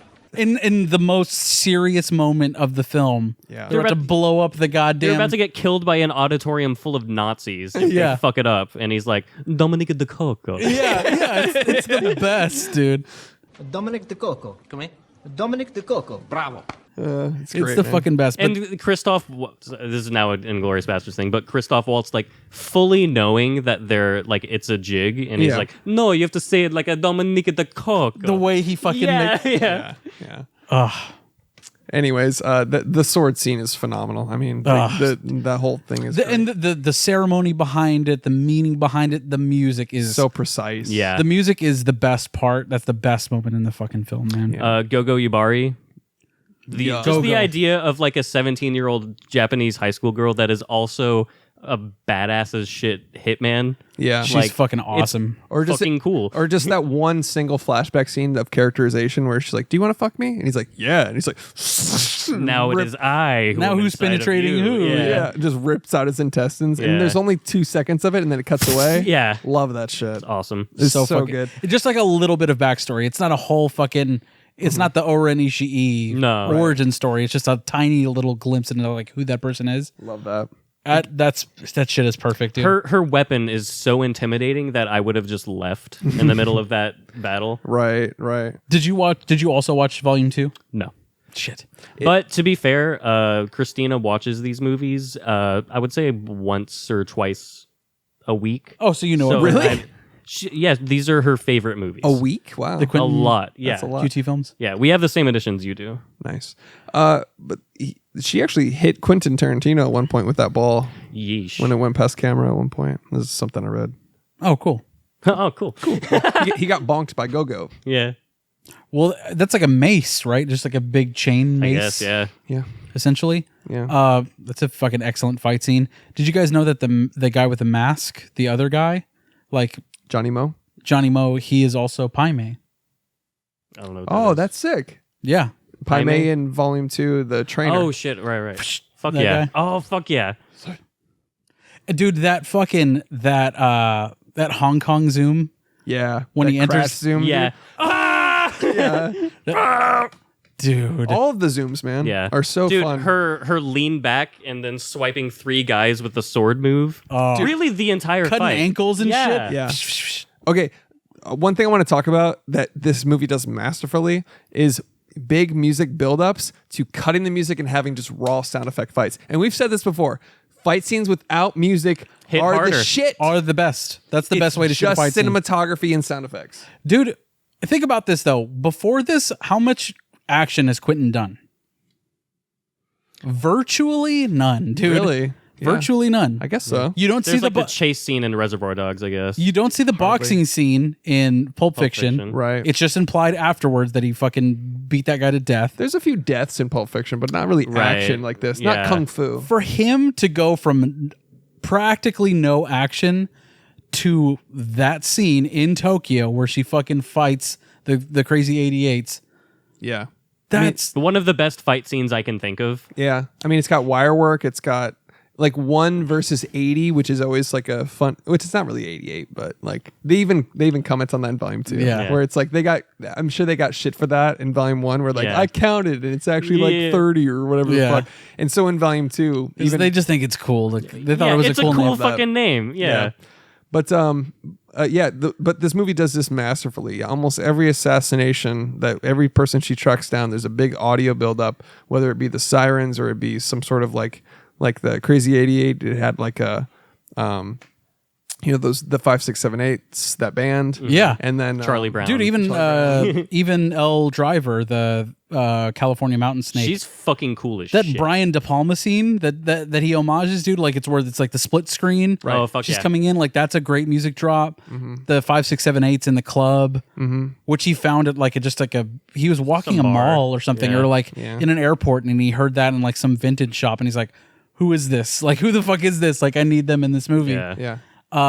And the person working at the store was like, "Oh, well, we can't just give you it, but there's a Tower Records right there." He's like, "I won't fucking do that. Like, I will pay you extra money Yeah. right now for this CD." Yeah. They had to call his manager and shit. Like, but just give it to him. But like without that, dude, we don't get that scene, or we don't Right. get them in that scene, which Yeah. is perfect, dude. He's like, this music's great, but do you perform barefoot because that's Yeah. that's there's a lot of feet in this movie. That's for There's sure. a ton of fucking feet in this movie. And it's necessary. Wiggle your big toe. Yeah, it's not necessarily news to anybody that Tarantino likes feet, but this movie, when you know that going back, I didn't know that when I first saw it, but Right. now when you go back, you're like, God damn, You're on the Quentin. lookout for it. Yeah, Yeah. like he's got a closet full of dailies. I know where he just Oh, yeah. he just Yeah. walks in. It's his fucking wank closet. Yeah. it's the- oh, this is my Margot Robbie footage. Here Yeah. we fucking go. Like seriously. footage, you say? Oh, fucking. The murder of Buck who likes to fuck is probably one of the most satisfying things in this movie. Man, Dude. you can feel it. Dude, Please yeah. Sound stop design. hitting me. She's like, why? Literally, why? Yeah. Why would I do that? Yeah, it's My name's pussy Buck, wagon. and I'm your That fuck. nasty ass bottle of Vaseline Ugh. with the hair on it. This is disgusting, dude. yeah. That's just like another layer of like characterization Yeah. to. It's one of those things where it's like it's completely unnecessary, and then But yet- it shows you just how far this character has gone in this. Dude. It establishes that that's basically a business that he has. Yeah, and he's like she's a punching bag. Yeah. like the whole movie, it starts with her being literally murdered. Yeah. essentially, and then shot in the head, raped while she's in a coma, buried alive, fucking stabbed, cut. Like the level of like circumstances she overcomes is like the coolest thing. Where in this she's movie. literally immortal at this point. Where Yeah. she's like the embodiment of revenge and nothing can stop her. That makes her legendary. Yeah. Not Yeah. necessarily that she never gets cut. It's that she gets knocked down and keeps going. That's the coolest part about She it. gets knocked down, but she gets up again. You're never going to keep her down, dude. Yeah, exactly. Exactly. Not fucking. That should have been the theme song for this movie. The fucking mic drop for that. That in the fucking Lady Snowblood. Yeah. The snow fight scene. When she gets slashed in the back during that was fight scene, sick. Jesus Christ, dude. The stunts are so and good. then when Lucy Liu gets cut for the first time, when she gets cut, I'm so sorry. she I'd like to apologize. It's because she knows she's dead. I think that's why she gets Yeah. cut, and she's like, "No one's ever cut me like that." And so I think Well, right she's after wounded at that point. Like she can't Yeah. go full out. Her fucking leg is all split Her open. entire army is dead. Yeah, Like- Yeah. she's fucked. Yeah, but you know what's a really cool thing I read too is from the moment when she walked out and met Oranishi in the snow. It's first of all, that scene's so fucking beautiful. Yeah. But secondly, when she met her, she said something like, "I hope you've saved your strength, otherwise you won't last 5 minutes." From the moment they start fighting, from the first step forward, if you start a stopwatch, Oranishi dies at 4 minutes and 59 seconds. That is harder than shit. fucking That's cool. fucking hard as shit. Isn't that fucking sick? That's amazing. Also, the frame where they're pointing their swords at each other and the bamboo thing is going down, up and down. Look up the Battle at the Hill of Swords from Berserk. Okay. Yes. also Lady Snowblood. Like that's Yeah, the a entire direct- final sequence. That's a direct, yeah. Yeah. It's an homage to old Kung Fu, guys. Did you know? It's like he basically didn't make the movie. It's dude. like he basically doesn't even know anything, dude. Oh, speaking of homages, It's like a to other cover. stuff- yeah. Speaking of homages, dude, the miniatures when she was flying into Yeah, yeah, Tokyo. yeah. You know that's leftover Godzilla. Oh my god, that is sick. Yeah, this stuff, I love that you can see the wires. Yeah, Yeah, you can see the Of little course, because wires of course, yeah. of the airplane. Yeah, It's amazing. it's It just gives It's it great. more character. yeah, Like, exactly. I fucking love every minute of this movie. The, dude. Yeah. the crazy 88. There's like 3 Wilhelm screams during that fight. Yeah, too, yeah, which yeah. is just like another. Everything is There's such bowling pins being knocked over when they, yeah. Yes. Yeah. Oh, dude. Some. Okay. Rest in peace, Sally. Dude, his editor died in Yeah. 2010. Because I do think when you watch his movies, especially this one, there's so many fucking tiny cuts I noticed on this rewatch that just blew me away. And I'm curious. There's so many things like the Wilhelm or the bowling pins where it's like, was that Quentin or was that Sally? Like, Sally's the fucking god. Yeah. But you look at how his, many editors have an inside joke in Hollywood where Right. where every actor on a Quentin movie, even post her death, look into camera on a Tarantino movie and say, "Hi, Sally."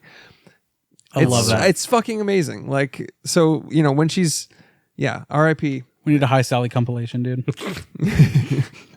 Look into the camera and tell my lonely editor stuck in Los Angeles that's in a room all by herself, hello, her name is Sally. Hello, Sally. And welcome to happy first day. And happy first day. Now all together, go. Hello, Sally. And happy first day. Hello, Sally. Hello, Sally. Sally? Fuck you. Go fuck yourself, you fucking fuck. Hey, Sally. Hi, Sally. Hey, Sally, how's it going? Sally, do you believe this shit?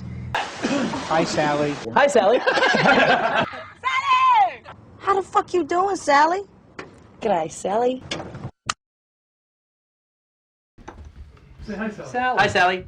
Bonjour, Sally. Hello, Sally. I think Sally's what there. Hi, Sally. Hi, Sally. Fucky fuck. So close. Hello, Sally. So close. Hi, Sally. Hi, Sally. Hi, Sally. Sally, I am not dead. I just pretended. Now I'm gonna go after him and I'm gonna kick his fucking Nazi balls, okay? Sally, how are you? Good? A little lonely, are you? Mike says hello. So everybody say hi, Sally. But yeah, R.I.P. her, dude. She was a great editor. Tough. How many editors you'd even know their name? I'm an editor and I don't even know their names. Right. Sorry. Tough what? Tough discussion here, guys. Volume 2. Does it hold up? Yes, but Volume 1 is so perfectly paced and every single scene is legendary to me that you can't top it. I watched them back to back because at the end of Volume 1, I was like, I gotta do Volume 2 now. Yeah. I did the same exact thing, but I had never seen Volume 2 up until a few days ago. What? Dead serious. Whoa. I had started it, and then because I was really young when I saw it, whenever she gets spoilers for Kill Bill Volume 2, whenever she gets her eye snatched out, her second eye, I was done. I was like, I Really? can't watch this, dude. Wow. Because I have like a weird eye phobia thing about like not seeing. eye trauma. You should play Bloodborne. You should watch 28 Days Later and 28 Yeah, weeks oh later. God. They thumb their eyes out. Jesus. Or when a crow I'm drops better blood in now, his but eye. when I was a child, like I just like, okay, I'm Totally, done. It gave me yeah. anxiety. I had another fucking panic attack, which I didn't know existed. Like Tony Soprano, you're like, what's happening to me? But so my first all the way through watch of Volume 2 was just a couple days ago. Wow. So what do you think?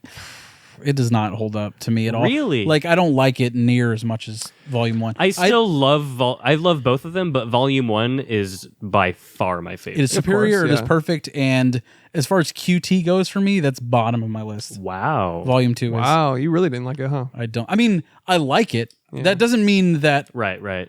I don't like any of his movies. I mean, that's not to say that it's a bad movie. It's just my bottom for him. Gotcha. I love every single one of his movies. That's fair. And I really liked Volume 2 in a way, but it just doesn't hold the weight that Volume 1 does. It doesn't have the same pacing and like because Volume 1 it's like a boss run in a game almost. Yeah, It's yeah. like everything. It's like boom, boom, boom, boom. Every scene is so electric. Jam Yeah. fucking packed. It Yeah. really And I is. loved all the Pai Mei stuff in Yeah. Volume 2. That's great. Stuff's I great. love But it's the Michael Madsen stuff in Volume 2. I Dude, liked. her coming out of the grave and Yeah. I that's love hard. Michael Madsen stuff. He's so charismatic. You know, he and has a underrated. video game coming out this month. No, good for him. Yeah. That's sick. That's crazy.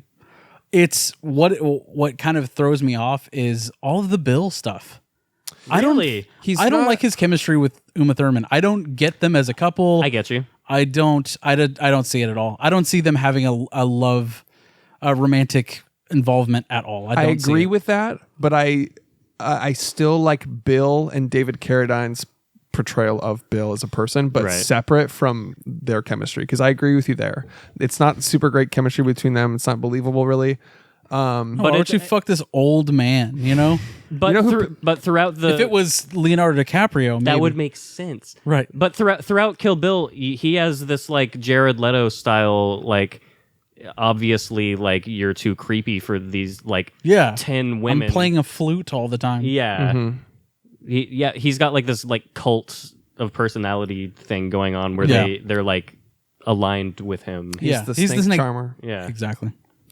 And his what is it called? The divine, what is it? The something The assassins? Deadly Vipers Assassination Squad. Yeah. Short for divas. Right.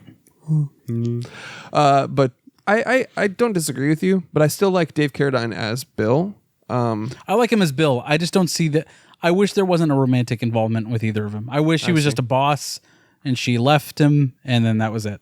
I think the kid and the family thing adds a really interesting layer because especially I didn't in give the a shit about any of the kid stuff in Volume 2. I liked it. I mean, even in the finale, especially if you know that Uma Thurman just had a kid leading into this, like she's Mama Bear. Like it's great. I liked everything in Volume 2. I agree with you there. well, it's not my least favorite, but I agree with you in the sense that it's a little bit it's below Volume 1, of course.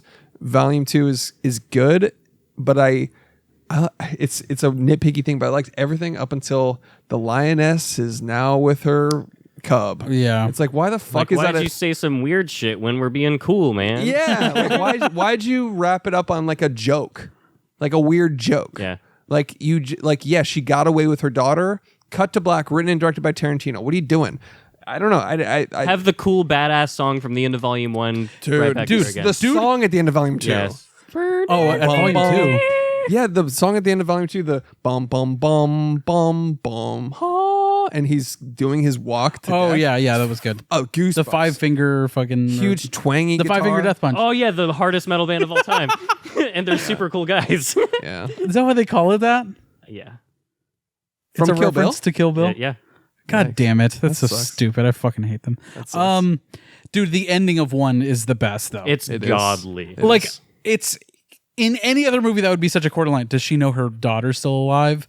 Bum, bum, bum, Fucking come on, dude. Yeah. Goosebumps Fuck, I every get time. hyped, You bro. know, all this music besides like that famous RZA track, all of the music is from other movies. Yeah. Like Yeah. other soundtrack, like from his soundtrack collection. And it's obvious when you listen to it. You're like, that just sounds old Kung Fu. Yeah. I was listening to dude, have you guys watched the Q&A for Hateful Eight with Quentin and Christopher Nolan? No. Christopher Nolan's moderating the Q&A and he's asking all these questions. He's asking about the music for the Hateful Eight. This has nothing to do with Kill Bill, sorry. But he got Ennio Morricone to do Oh wow. to do Hateful Eight, which was a big fucking deal. He was like the best spaghetti western composer of all fucking time. He gets him to do Hateful Eight, and he's like, well, I don't have a lot of time to do this, but what I do have and what is the biggest inspiration to the film The Hateful Eight is The Thing. I have unused score from The Thing. Bruh. He's like, I will immediately take that. So 30 minutes of music from The Thing, unreleased from The Thing, is in Hateful Eight, which is the biggest influence on The Hateful Eight. Like That's hard as shit. Which And is that makes sense now that I think about it. Yeah, people trapped in a storm. yeah, which is why fucking Kurt Russell's in it. Oh Interesting. shit. Yeah. He's like, that was the only movie that he showed the cast as reference for The Hateful Eight before And they a started drink filming. kills him. Dude. Holy shit. Yeah. That is hard. And he uses fucking The Thing music. Unreleased The Thing music. That is okay. That's fucking sick. Along with an original theme that was created by Ennio Morricone for The Hateful Eight. Anyways, I thought that was really cool. That's a clip now. But also, Kurt Russell was Jack Nicholson, Mickey Rourke, and Burt Reynolds all passed on playing Bill. Jack Nicholson could have been Bill, dude. Really? He passed on it? Yeah, that's what they said. I mean, it's what the internet said. He's like, I'm I know, busy at the bar on poopies. we are all having coffees and poopies on the strip. We all hung out in a coffee shop called Poopy's up on the strip. Jack, why didn't you do Kill Bill Volume 2?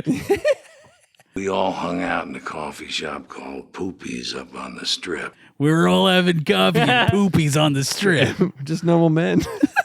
We're just innocent men. Fuck, what's his name? Warren Beatty was supposed to be Bill. That was who he wrote Bill for. Who's that?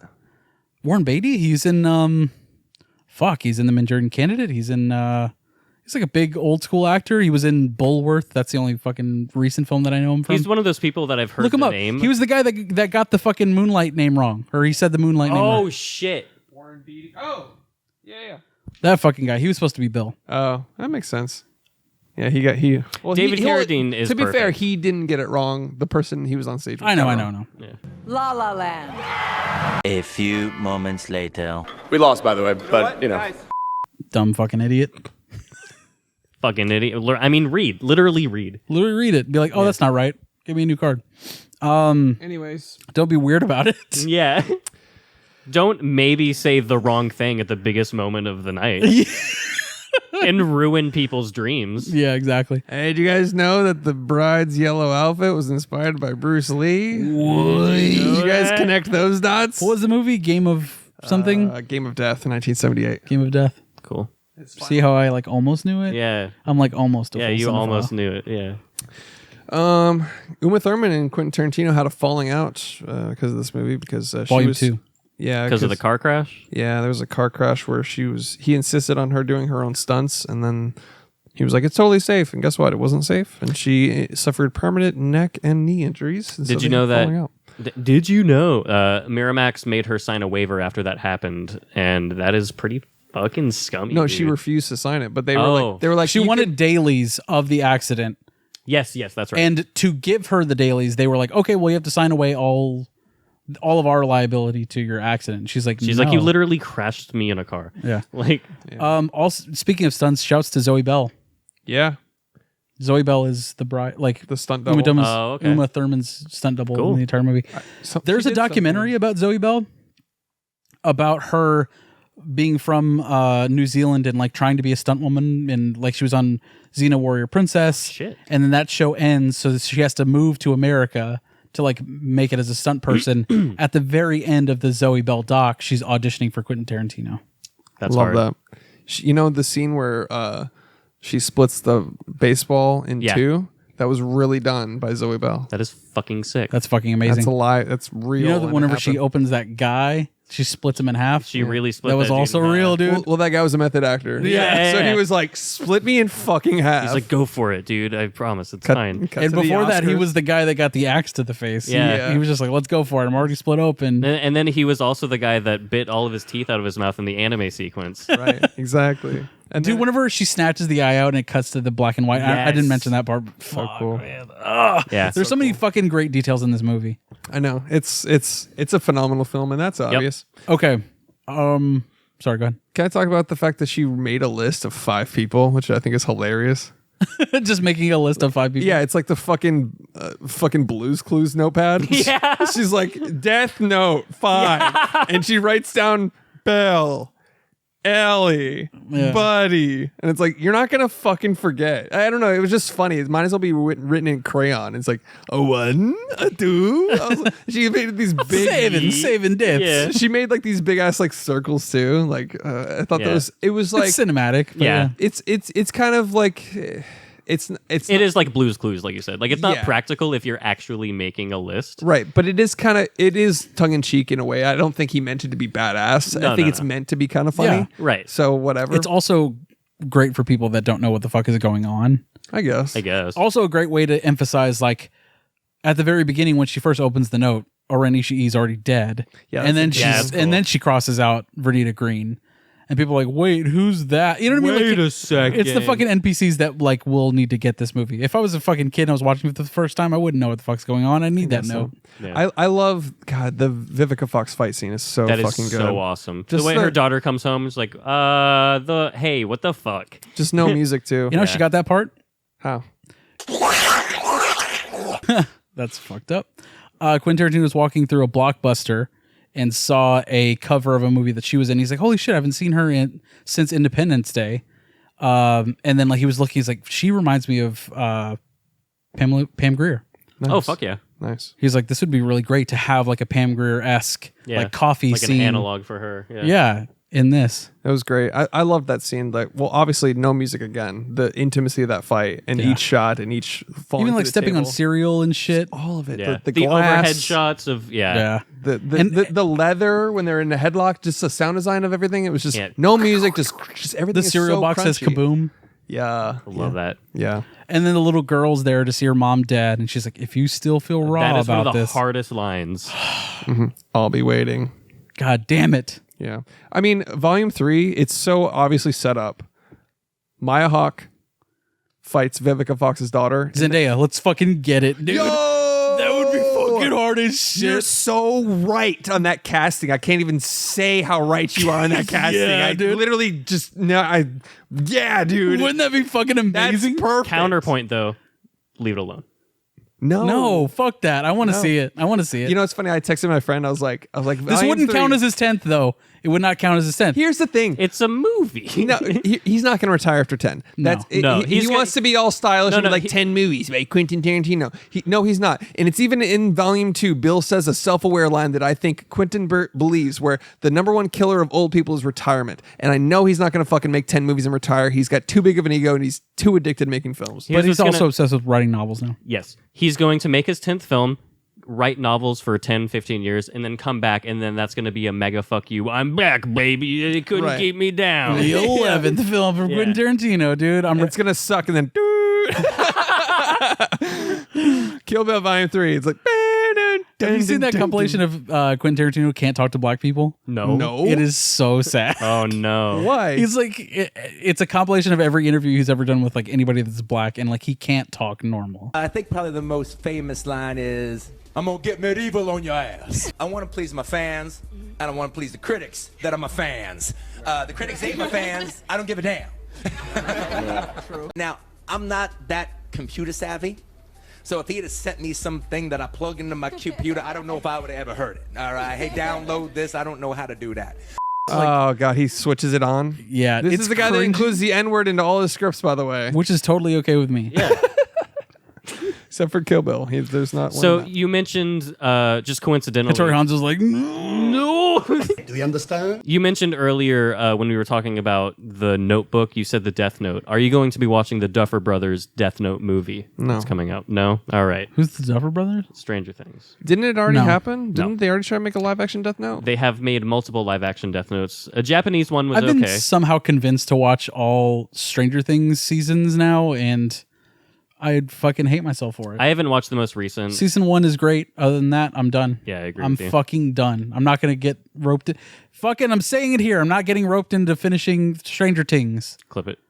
Clip it. For the future when he's on Stranger Things Season 5. How many gallons of fake blood do you guys think were used? 88. 130. 450. Yeesh. That was So close. Josh wins, I guess. Wow. Yeah.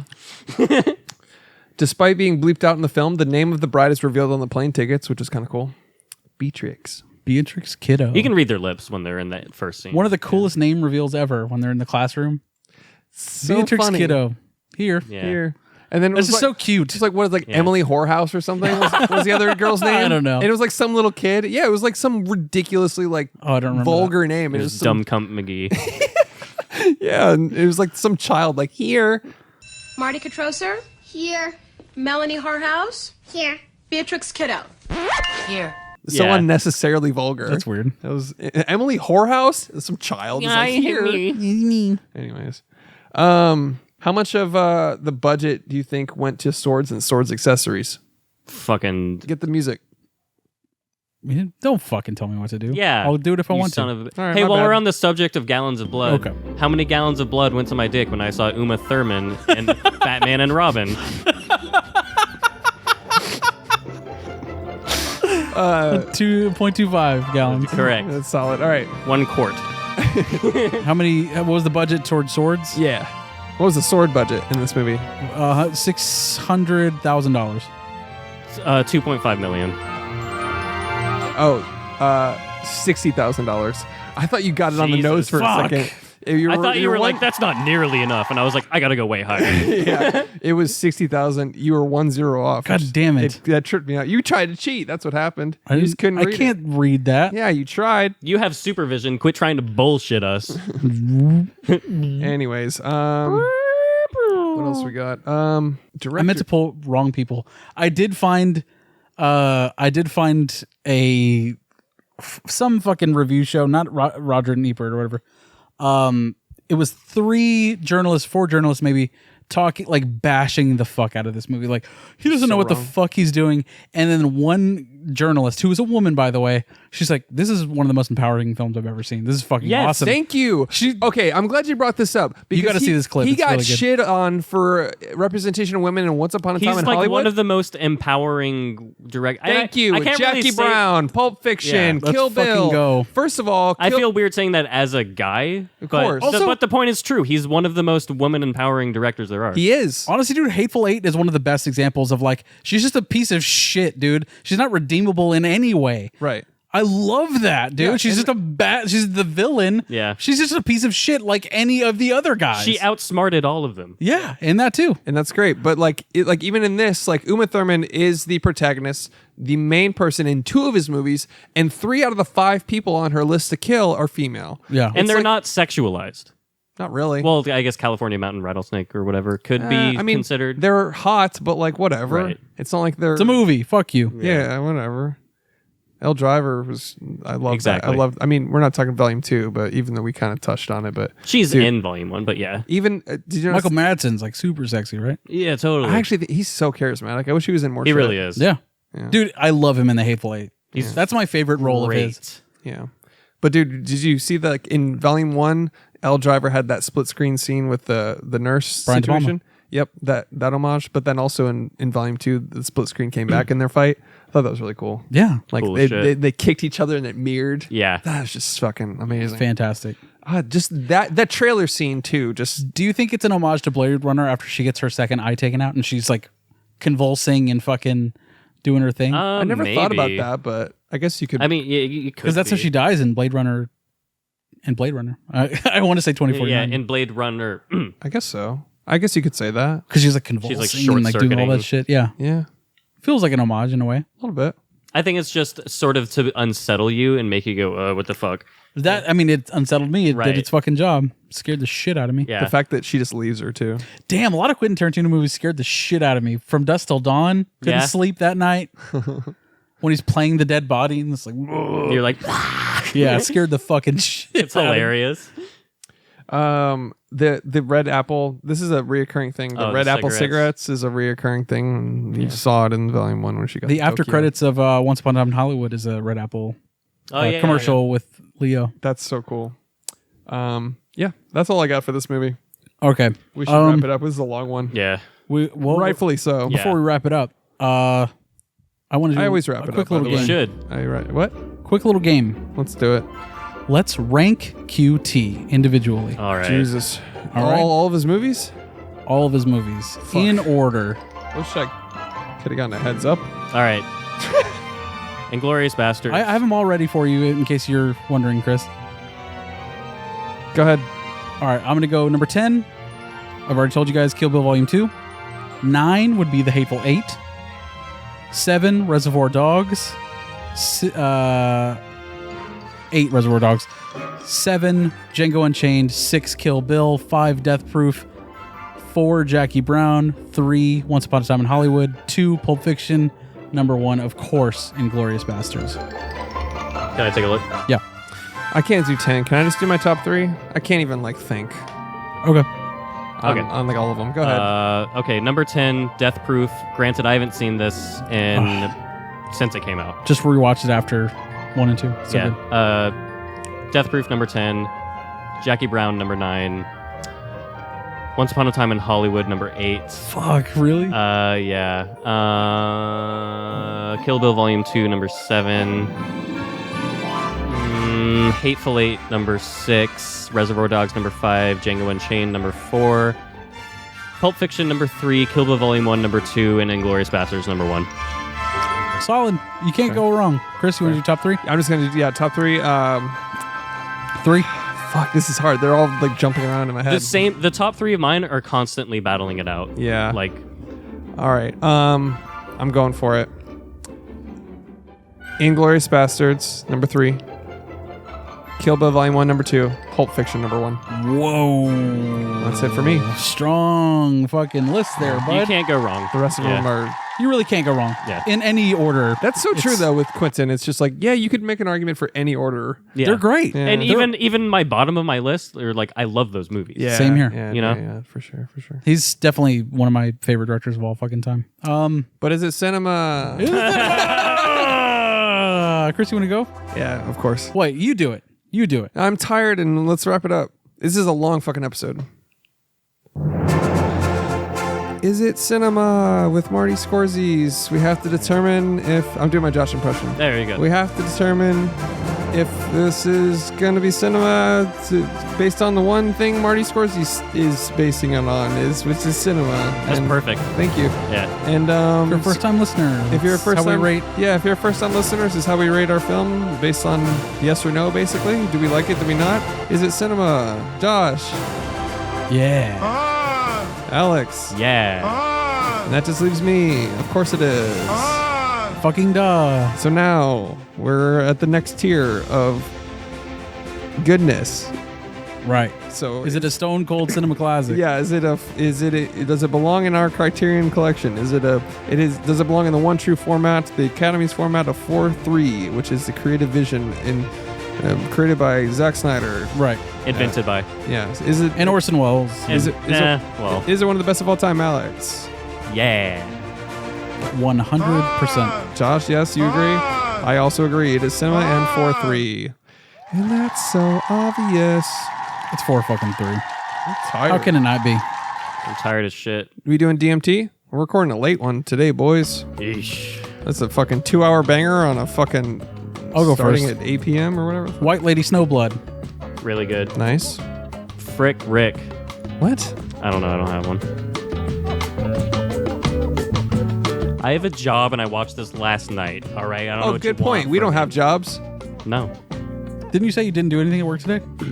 I did a lot at work today.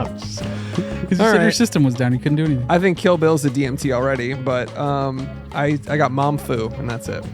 Like kung fu, but with mom. It's bad. It's not good. Well, we're going with yours. Very good. Very good. Budget? Go with $45 million to make. Wow. I'll go 25.